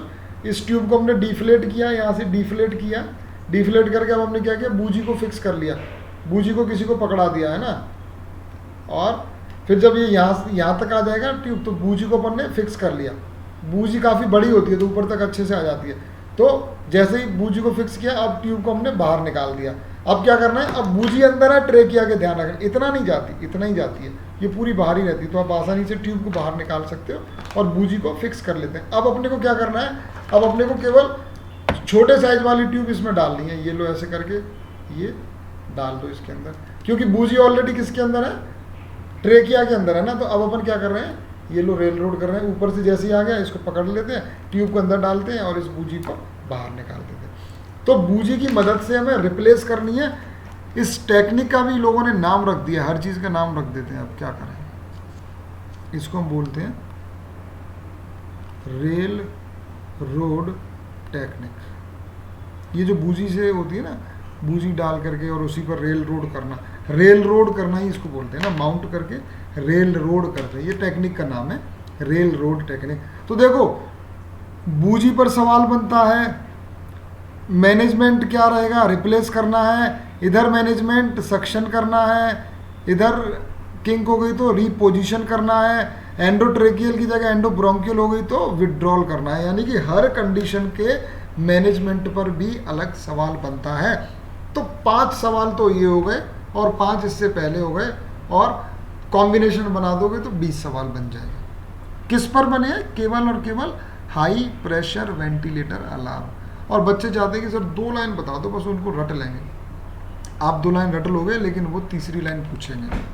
इसलिए इसका केवल एक तरीका है कि आप पहले से तैयार होकर के जाना चाहते हो ना कि एम्स में कुछ भी पूछे और हम सब सही कर देंगे, तो उसका एक ही तरीका है कि उन टॉपिक्स को प्रिपेयर करके जाओ जिन पर वो ज़्यादा सवाल पूछते हैं आजकल। ठीक है बच्चों, अब मैंने ये भी बता दिया। अब मैं डिलीट कर देता हूँ फिर से, क्योंकि अपन ने कॉजेज भी देखे हैं, साथ में हमने प्रायोरिटी भी देखी, राइट। चलिए, वैसे कॉमन सेंस वाली बात है, अगर आपने ये इसको रटने में बैठ जाना, भाई अगर अंदर चली गई है तो थोड़ी बाहर निकालो, पूरी बाहर मत निकालो, थोड़ी बाहर निकालो। अगर कुछ फंस गया है तो उसको बाहर निकाल दो, बाहर निकालने का मतलब सक्शन कर दो, ठीक है ना। और अगर ट्यूब छोटी डालनी पड़ी थी या डाल दी, गलती से डाल दी, या मजबूरी थी डिफ़िकल्ट इंट्यूबेशन की वजह से, तो क्या करो, अब दूसरी ट्यूब डाल दो। लेकिन ध्यान क्या रखना है, बूजी से, है ना, बूजी से रिप्लेस करनी है, रेल रोड टेक्निक से। अब देखो, ये तो मेन अपना 80% तो कर दिया अपन ने। 80% कॉजेज ये ट्यूब रिलेटेड होते हैं हाई प्रेशर अलार्म के। अब मैं थोड़ा सा जल्दी करता हूँ क्योंकि खूब टाइम हो गया। जो डिटेल समझने वाली चीज़ थी वो समझ ली। अब अपन पेन ले लेते हैं वापस। देखो, एयर में रिलेटेड क्या होता है, मोस्ट कॉमन होता है बच्चों ब्रोंको स्पाज्म। ब्रोंको स्पाज्म, है ना। ब्रोंको स्पाज्म क्या मतलब हो गया, जो डायग्राम बनाया हुआ है ये ब्रोंकस है अपने, ये वाले छोटा पेन ये रहा, ये रहे ब्रोंकस, है ना। ये बड़े ब्रोंकस है, फिर ऐसे इसमें से डिवीजन हो रहे थे, है ना, अलग अलग ब्रोंकस जा रहे थे बच्चों, है ना। फिर उनके फिर ब्रांचेज हो रही थी, ऐसे ही तो हो रहा था। तो ब्रोंकियोल, फिर टर्मिनल ब्रोंकियोल, रेस्पिरेटरी ब्रोंकियोल, फिर एल्वुलाई और एल्वुलर सैक, इस तरह से होता है पूरा, है ना। तो ये जो है ब्रोंकियोल्स, अलग अलग ब्रोंकस, इनमें स्पाज्म का मतलब होता है सिकुड़ जाना, कोई भी हो। लैरिंगो स्पाज्म मतलब लैरिंग्स का सिकुड़ जाना। वैजो स्पाज्म, वैजो स्पाज्म, तो स्पाज्म का मतलब तो आप जान ही चुके थे, क्या, सिकुड़ जाना। यहां क्या सिकुड़ रहा है, वैजो मतलब वेसल्स, ब्रोंको मतलब ब्रोंकस एंड एयरवे, छोटे ब्रोंकस, सब तरह के ब्रोंकस। तो ब्रोंको स्पाज्म ब्रोंकस का सिकुड़ना, वैजो स्पाज्म वेसल्स का सिकुड़ना, और लैरिंगो स्पाज्म मतलब किसका सिकुड़ना, लैरिंग्स का। मेरी राइटिंग बहुत अच्छी है, बार बार तारीफ करने का मन करे तो मन में कर लिया करो। लैरिंगो स्पाज्म मतलब लैरिंग्स का सिकुड़ना, ब्रोंको स्पाज्म मतलब ब्रोंकस का सिकुड़ जाना। यूटेराइन मसल्स में भी स्पाज्म होते हैं, कॉन्ट्रैक्शन होते हैं। स्पाज्म का मतलब सिकुड़ जाना। एब्डोमिनल मसल्स में जब स्पाज्म होता है तो पेट में दर्द होता है और वो सब चीज़ें होती है ना, वो स्पाज्म मतलब समझ गए, सिकुड़ जाना। तो अब तो आप समझ ही चुके हो, बेसिक्स इसलिए इंपॉर्टेंट होती है, मैंने कहा था ना, बाद में चुटकियों में करोगे। अगर ब्रोंको स्पाज्म हो जाएगा तो हाई प्रेशर अलार्म बजेगा या लो प्रेशर बजेगा, हाई प्रेशर बजेगा। क्यों? क्योंकि स्पाज्म का मतलब सिकुड़ जाना, सिकुड़ जाना मतलब ल्यूमन का छोटा हो जाना। किसकी ल्यूमन? एयरवे की, ब्रोंकस की, ब्रोंकियोल्स की। तो ल्यूमन छोटी हुई, इसका मतलब रेजिस्टेंस बढ़ा, रेजिस्टेंस बढ़ा, इसका मतलब आपका प्रेशर बढ़ेगा, हाई प्रेशर अलार्म बजेगा। अच्छा, एक और बात, यूनिलैटरल एयर एंट्री डिक्रीज होगी या बाइलैटरल डिक्रीज होगी? बाइलैटरल, क्योंकि spasm maximum time it is bilateral. ऐसा कभी नहीं होता कि एक तरफ स्पाज्म हो जाए दूसरी तरफ नहीं हो जाए। रेयर केसेस में हो सकता है, लेकिन 99% बाइलैटरल होता है। ठीक है बच्चों, अगर स्पाज्म हुआ है तो इसका मतलब हाई प्रेशर अलार्म बजेगा वेंटिलेटर पे और एयर एंट्री ऑस्कल्टेशन पर डिक्रीज होगी। अगर ऐसा हो जाए इसका मतलब ब्रोंकोस्पाज्म एक कारण हो सकता है। जरूरी नहीं है कि ब्रोंकोस्पाज्म ही हो, क्योंकि और कौन सी कंडीशन थी? ट्यूब छोटी थी तब भी प्रेशर ज़्यादा था, एयर एंट्री डिक्रीज थी। ट्यूब ब्लॉक थी तब भी एयर एंट्री डिक्रीज थी, बाइलेटरल और प्रेशर ज़्यादा था। तो ब्रोंकोस्पाज्म भी हो सकता है। तो यही डिफरेंशियल डायग्नोसिस बनते हैं आपके कि साहब एयर एंट्री डिक्रीज हो गई है बाइलेटरल और प्रेशर ज़्यादा आ रहे हैं, इसका मतलब या तो ब्रोंकोस्पाज्म हुआ है या तो ट्यूब ब्लॉक हुई है या किंक हुई है, वो जो अपन ने पढ़ी थी। उनके इलाज तो हमने कर दिए थे। ब्रोंकोस्पाज्म अगर हो जाए, ये मैं आपको एक्स्ट्रा चीज़ें मिटा दूँ, ये वाले है ना, ये तो मैंने समझाने के लिए। तो ब्रोंकोस्पाज्म का मतलब स्पाज्म कहाँ का, ब्रोंकस का।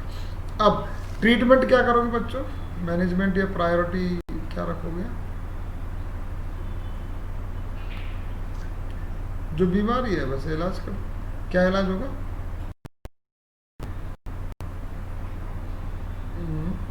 ब्रोंको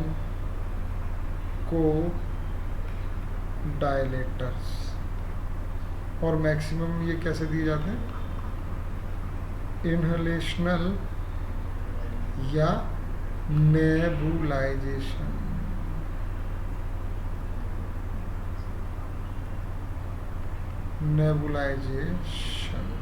नेबुलाइज करते हैं, है ना, किससे, ब्रोंकोडायलेटर से। तो क्या होता है, ब्रोंकोस्पाज्म रिलीव हो जाता है, और जैसे ही ब्रोंकोस्पाज्म रिलीव होगा ये वापस से फैल जाएगी, यानी कि एयरवे का प्रेशर है वो कम हो जाएगा क्योंकि रेजिस्टेंस कम हो जाएगा। ठीक है बच्चों। और कैसे पता चलेगा साहब, कोई तरीका नहीं है। आपने जब, अगर आपको लग रहा है कि बाइलेटरल एयर एंट्री डिक्रीज है और प्रेशर ज़्यादा आ रहे हैं, तो सबसे पहले तो सक्शन करके देख लो, क्योंकि वो कॉमन है। आराम से आपका कैथेटर जा रहा है पूरा, कोई सीक्रेशन नहीं आ रहे हैं, इसका मतलब it is not tube related. इसका मतलब ये क्या है, ब्रोंकोस्पाज्म हो सकता है। अगर यूनिलेटरल एयर एंट्री डिक्रीज है, इसका मतलब ये एंडोब्रोंकियल इंट्यूबेशन हो सकता है। तो उसके हिसाब से आप इसको मैनेज कर सकते हो। ठीक है बच्चों। तो ये आपका इसका इलाज भी कर दिया। मशीन रिलेटेड का मतलब होता है जब आपने टाइडल वॉल्यूम बहुत कम कर दिया हो, टाइडल वॉल्यूम वेरी लो हो, तो इतना कम टाइडल वॉल्यूम है कि उसकी वजह से pressure, tidal volume very high, क्योंकि यहाँ तो ज़्यादा आ रहा है ना बच्चों प्रेशर।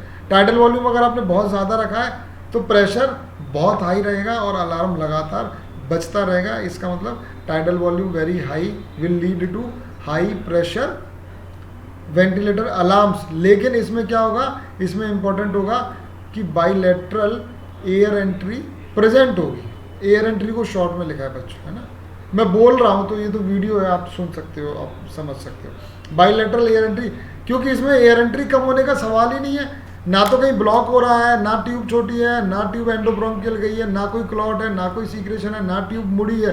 यहाँ तो क्या है, इतना ज़्यादा वॉल्यूम आपने सेट कर दिया, गलती से 1500 ml कर दिया टाइडल वॉल्यूम, तो 1500 ml को 2 सेकंड में मशीन देगी तो प्रेशर अपने आप बढ़ जाएगा, तो वो हाई प्रेशर अलार्म बजने लगेगा, या आपने अलार्म की जो लिमिट है वो गलत सेट कर दी हो। ये बहुत अनकॉमन है, वेरी रेयर। गलत अलार्म लिमिट सेट करना, समझ गए बच्चों।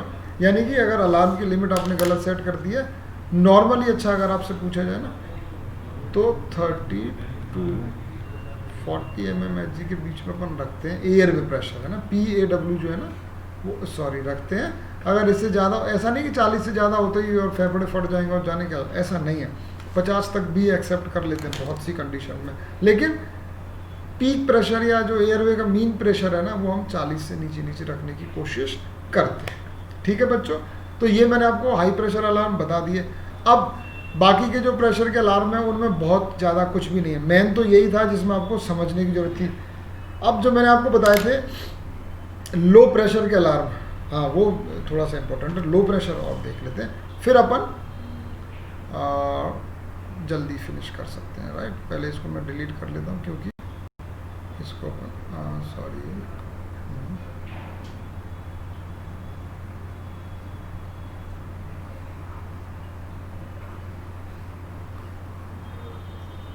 इसके बाद मैं वीडियो दिखाना चाह रहा हूँ ताकि वो आप जल्दी से चीज़ों को समझ पाएँ।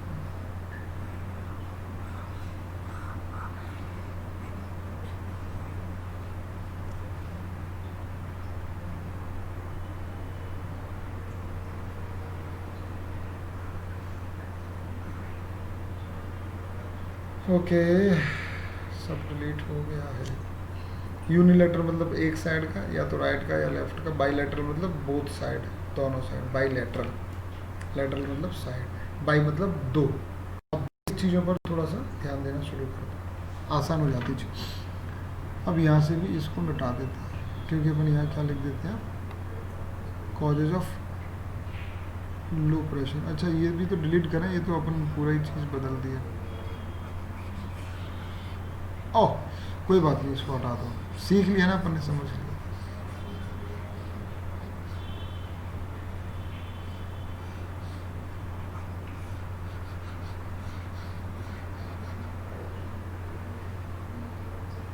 ओके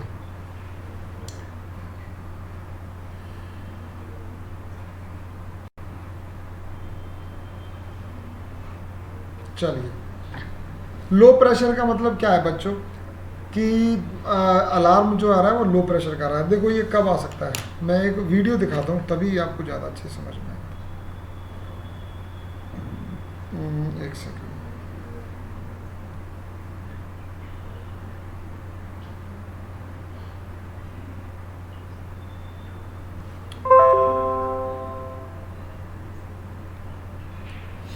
हाँ ये मैंने आपको दिखा दिया, high pressure, ED tube obstruction, high pressure.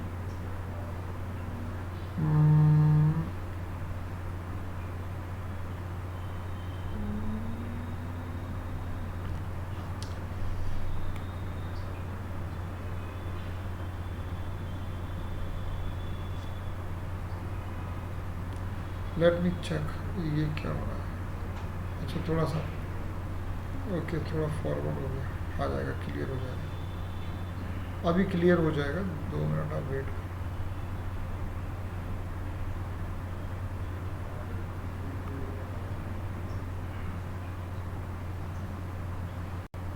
अच्छा कॉमन वेंटिलेटर लॉन्च हो गई है।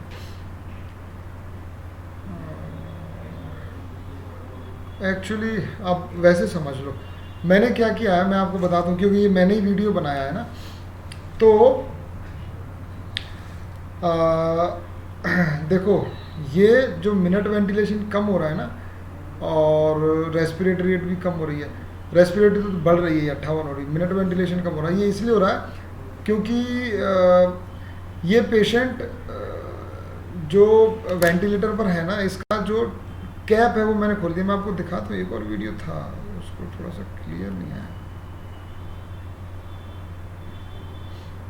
हाँ इसमें दिखेगा, ये मैं दिखाना चाह रहा था। देखो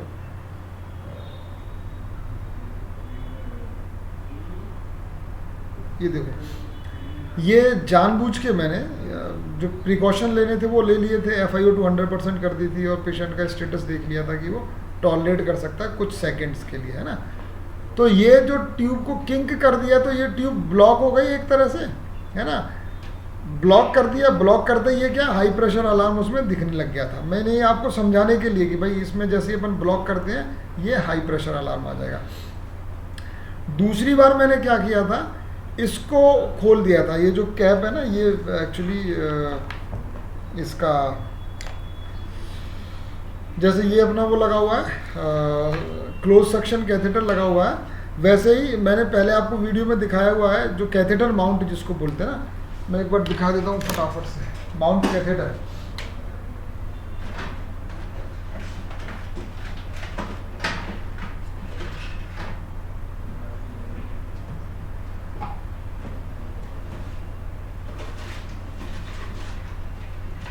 माउंट कैथेटर को लगता है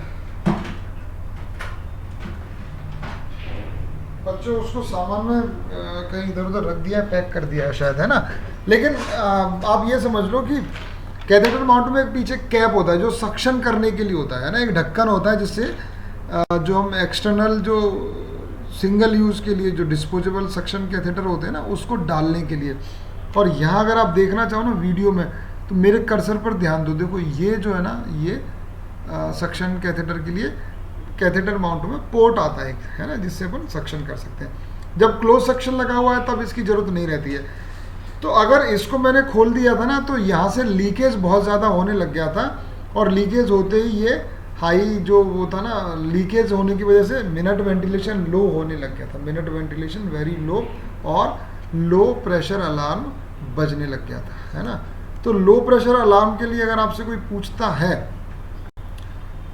तो सबसे पहला तो लो प्रेशर का कब लगेगा, बहुत कम केसेस में होता है, कब हो सकता है, जब लीकेज हो, लीकेज है ना, कहीं से भी हो सकता है, बहुत सारे पोर्ट होते हैं, किसी भी पोर्ट से लीकेज हो सकता है, या ट्यूब डिस्कनेक्ट हो जाए। भाई डिस्कनेक्ट का मतलब जैसे ये ट्यूब से वेंटिलेटर, ये ट्यूब से कनेक्टेड था, यहाँ पर ट्यूब ये जुड़ी हुई थी, कैथेटर माउंट वगैरह था या जो भी था, यहाँ से अगर किसी तरह से खिंच गया तार, ये अगर डिस्कनेक्ट हो गया तो पूरा बाहर जाएगा, कोई प्रेशर नहीं लगाना पड़ेगा मशीन को, इसका मतलब मशीन अलार्म देने लग जाएगी। और कौन सा अलार्म देगी, वो लो प्रेशर अलार्म। तो लीकेज हो, वो भी सिग्निफिकेंट लीकेज हो, या आपका ट्यूब डिस्कनेक्ट हो जाए, या अपने सेटिंग्स में very low tidal volume, very low tidal volume अगर सेट कर दिया तो भी आपको लो प्रेशर की अलार्म बजने को दिखाई देगी उसमें। ठीक है बच्चों, तो लीकेज है ना, किसका लीकेज, गैस या एयर जो कि वेंटिलेटर दे रहा है उसका leakage, leakage of gas in circuit, इस पूरे सिस्टम को हम सर्किट बोलते हैं ना, जो ट्यूब है और एंडोट्रिकल ट्यूब है, वेंटिलेटर ट्यूबिंग से वेंटिलेटर में कनेक्ट करते हैं, उस पूरे को हम एक सर्किट बोलते हैं। तो सर्किट में कहीं से भी अगर लीक होगा तो लो प्रेशर का अलार्म बजेगा। ट्यूब अगर डिस्कनेक्ट हो जाएंगी तो, अच्छा ट्यूब डिस्कनेक्ट के साथ में एक और होता है, सेल्फ एक्सट्यूबेशन भी कर लेते हैं, मतलब पेशेंट ने ही ट्यूब खींच दी है ना, तो एक्सट्यूबेटेड अगर हो गया खुद से ही, तो भी कई ऐसे होते हैं मरीज जो निकाल के ट्यूब को और हाथ में पकड़ लेते हैं, क्योंकि कॉन्शियस हो रहे होते हैं, वीनिंग कर रहे होते हैं, स्टाफ किसी दूसरे पेशेंट में बिजी हो गया या कहीं झपकी लग गई, कई बार ऐसा होता है, तो खींच के और वो हाथ में पकड़ के बैठा होता है कि सर ये ट्यूब में निकल गई, या इरिटेबल हो रहा होता है, हाथ पैर फेंक रहा होता है ना, इसका मतलब डिस्कनेक्ट हो जाए, सेल्फ एक्सट्यूट हो जाए तो वेंटिलेटर में अलार्म बजने लग जाएगा लो प्रेशर का। टाइडल वॉल्यूम अगर बहुत सारा लो, बहुत ही लो कर दिया तो भी आ जाएगा। लो प्रेशर के अलावा अगर अपन बात करें तो जल्दी से अब थोड़ा सा लो FiO2, लो FiO2 कब आता है बच्चों, जैसे लो FiO2 का मतलब आपने FiO2 दी है 60% देना चाह रहे हो, लेकिन उसमें 21% ही आ रही है या 23% ही आ रही है, ये कब होता है, जब ऑक्सीजन वाला पाइप, मैंने पिछले वीडियो में एनेस्थीसिया का जब दिखाया था ना, तब दिखाया था कि कैसे कनेक्ट हो, तो मैं अभी भी दिखाने की कोशिश करता हूँ, वाला पाइप डिस्कनेक्ट हो जाए, या तो डिस्कनेक्ट और लूज हो जाए, लूज कनेक्शन,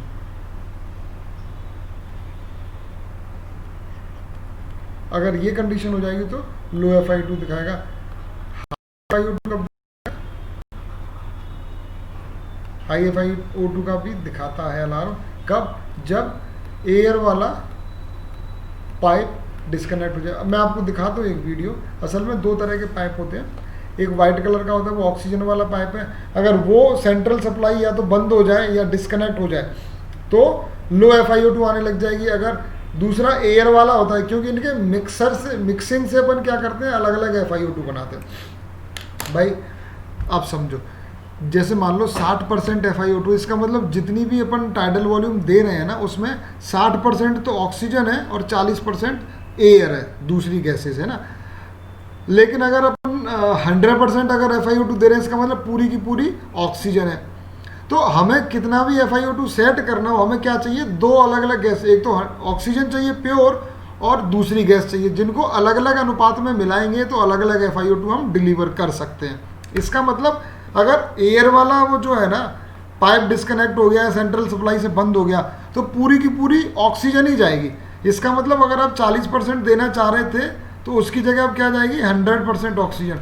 तो अलार्म कौन सा बजेगा, हाई FiO2 का। तो आप चेक कर लो कि साहब वैक्यूम वाला या एयर वाला था, कहीं डिस्कनेक्ट तो नहीं हो गया या कुछ हो। लो FiO2 का मतलब हो गया कि आप किसी को मान लो 100% दे रहे थे और अभी वो 25% ही जा रही है, इसका मतलब FiO2 कम जा रही है, तो आपको अलार्म बजने लग गए। आप क्या चेक करोगे कि जो ऑक्सीजन वाला जो सेंट्रल सप्लाई आ रही है ना, वो डिस्कनेक्ट तो नहीं हो गया है, या फिर या तो डिस्कनेक्ट हो गया या सेंट्रल सप्लाई में प्रॉब्लम आ सकती है, क्योंकि अल्टीमेटली ऑक्सीजन आ तो सेंट्रल सप्लाई के थ्रू रही है। दो ही कारण हो सकते हैं लो FiO2 के। एक लास्ट थोड़ा सा और समझ लो, इम्पोर्टेंट है वो, मिनट वेंटिलेशन वाला है, फिर पीप वाला मैं किसी दिन और क्लास लेकर के, क्योंकि पीप को मैं थोड़ा डिटेल समझाऊंगा, है ना। पीप में वैसे भी सवाल आने की संभावना उतनी नहीं है जितनी इन चीज़ों पर है, तो पीप को मैंने शायद पहले बताया भी है थोड़ा बहुत, है ना। पीप में तो ज़्यादा पीप हो जाएगा तो ज़्यादा का अलार्म बजेगा, अगर कम हो जाएगा तो कम का अलार्म, उसमें कुछ भी नहीं है। लेकिन मिनट वेंटिलेशन को आप समझ लो थोड़ा सा,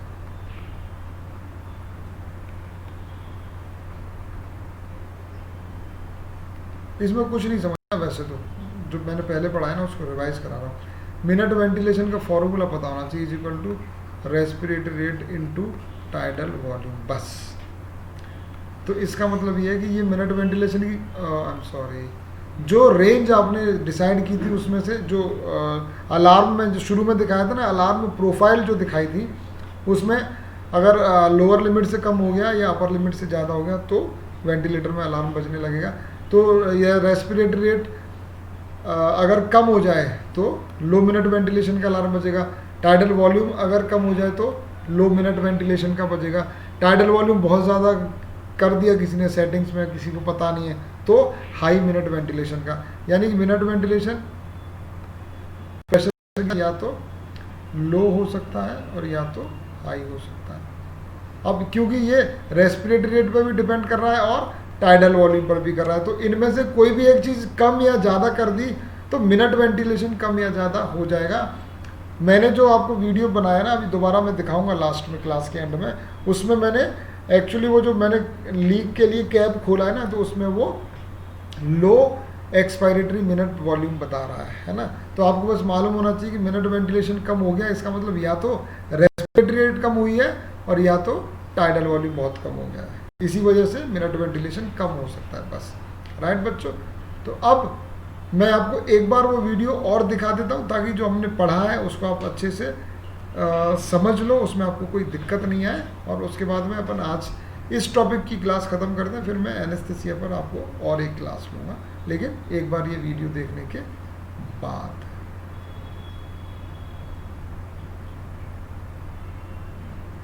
ये देखो अलार्म रेस्पिरेटरी रेट हाई का है क्योंकि ये हाईलाइट हो रहा है और यहाँ पर भी रेस्पिरेटरी रेट हाई बता रहा है। अब ये देखो, ये जो पेशेंट था ना जो मैंने बताया आपको, इसका मैंने वो लीक कर दिया, मतलब वो कैप खोल दिया। तो देखो यहाँ आप एक बार ध्यान दोगे ना, तो मिनट वेंटिलेशन 6.6 लीटर पर मिनट में है, 6.6।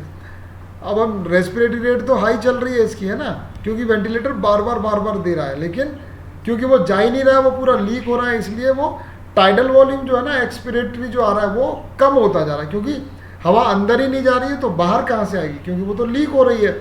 तो उसकी वजह से एक्सपायरेटरी टाइडल वॉल्यूम कम हुआ, और टाइडल वॉल्यूम कम होगा तो मिनट वेंटिलेशन कम होगा। अभी तो बताया था कि या तो रेस्पिरेटरी रेट से या टाइडल वॉल्यूम से फ़र्क पड़ता है। रेस्पिरेटरी रेट खूब ज़्यादा है लेकिन टाइडल वॉल्यूम बिल्कुल कम हो चुका है, इस वजह से मिनट वेंटिलेशन कम होता जा रहा है। देखो ये 0.4 मतलब बहुत ही कम आ गया है ना, टाइडल वॉल्यूम 0.4 ml में आ गया, सोचो आप, मतलब ना के बराबर, पूरी की पूरी हवा बाहर लीक हो रही है क्योंकि मैंने वो खोल दिया था, एक तरह से डिस्कनेक्ट कर दिया था। तो अब आप इस पर ध्यान देना, मिनट वेंटिलेशन कम होता जाएगा, एरो भी आएगा इसमें। देखो 5.5 सीधा 3.9 3.2 ये एरो आ गया, ये 2.4 1.6, इसका मतलब बहुत कम होने लग गया। अब 1.4 हो गया, आपने को कुछ सेकंड के लिए उसको बंद किया, खोला था लीक करने के लिए, मैंने स्टाफ को बोला कि इसको वापस से क्लोज कर दो और अब मिनट वेंटिलेशन बढ़ने लगेगा। तो आप वो भी नोट करो एक बार, देखो 1.6 2.3 3.1 3.9 4.7 है ना, 5 से ऊपर निकलते ही ये अलार्म बंद हो गया, क्योंकि ये लिमिट जो उसकी थी लोअर लिमिट वो 5 लीटर सेट कर रखी थी। लेकिन अब रेस्पिरेटरी रेट हाई का अलार्म अभी भी बज रहा है और अब वो भी ठीक हो गई रेस्पिरेटरी रेट भी। तो ये एयर में प्रेशर थोड़ा हाई चल रहा है, यहाँ पर ने 40 की रेट सेट कर रखी होगी लिमिट, तो ये ज़्यादा आ रहा है, इसलिए ये वाला अलार्म देने लग गया। तो आगे का अपन ने देख लिया, बार बार देखने का फ़ायदा नहीं। अब अपन ने आज की क्लास में क्या क्या डिस्कस कर लिया बच्चों, हाई प्रेशर अलार्म जो सबसे बड़ा टॉपिक था, जो सबसे ज़्यादा समझने लायक था, क्योंकि उसमें कॉजेज़ पर कम से कम 5 सवाल उनके मैनेजमेंट पर और 5 सवाल उनके कॉम्बिनेशन पर कि बाइलेटरल एयर एंट्री डिक्रीज हो गई या यूनिलेटरल हो गई तो क्या होगा डायग्नोसिस, है ना। इस तरह से 15 सवाल बनते हैं। उसके बाद हमने लो प्रेशर का समझा था, जिसमें बस ये था कि भाई टाइडल वॉल्यूम बहुत कम कर दिया हो आपने, या लार्ज साइज की ट्यूब हो तो भी कम आ सकता है, या डिस्कनेक्ट हो जाए या लीक अगर सिस्टम में कहीं हो जाए तो ही लो मिनट वेंटिलेशन का या लो प्रेशर का अलार्म बच सकता है। Otherwise usually it is high pressure या हाई पी।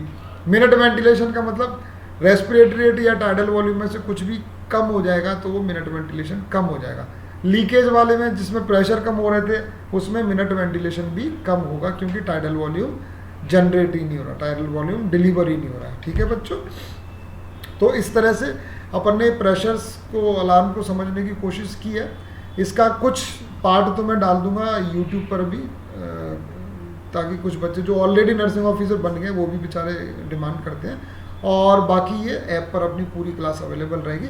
आपको लगता है आप दोबारा देखो, लेकिन चीज़ों को समझने की कोशिश करनी है, रटने की कोशिश नहीं करनी है, क्योंकि एम्स का एग्ज़ाम दे रहे हैं, एम्स की तैयारी कर रहे हैं, तो उनकी स्ट्रेटजी हमें समझनी होगी और उसके अकॉर्डिंग हमें तैयार रहना पड़ेगा। ठीक है बच्चों, thank you so much guys.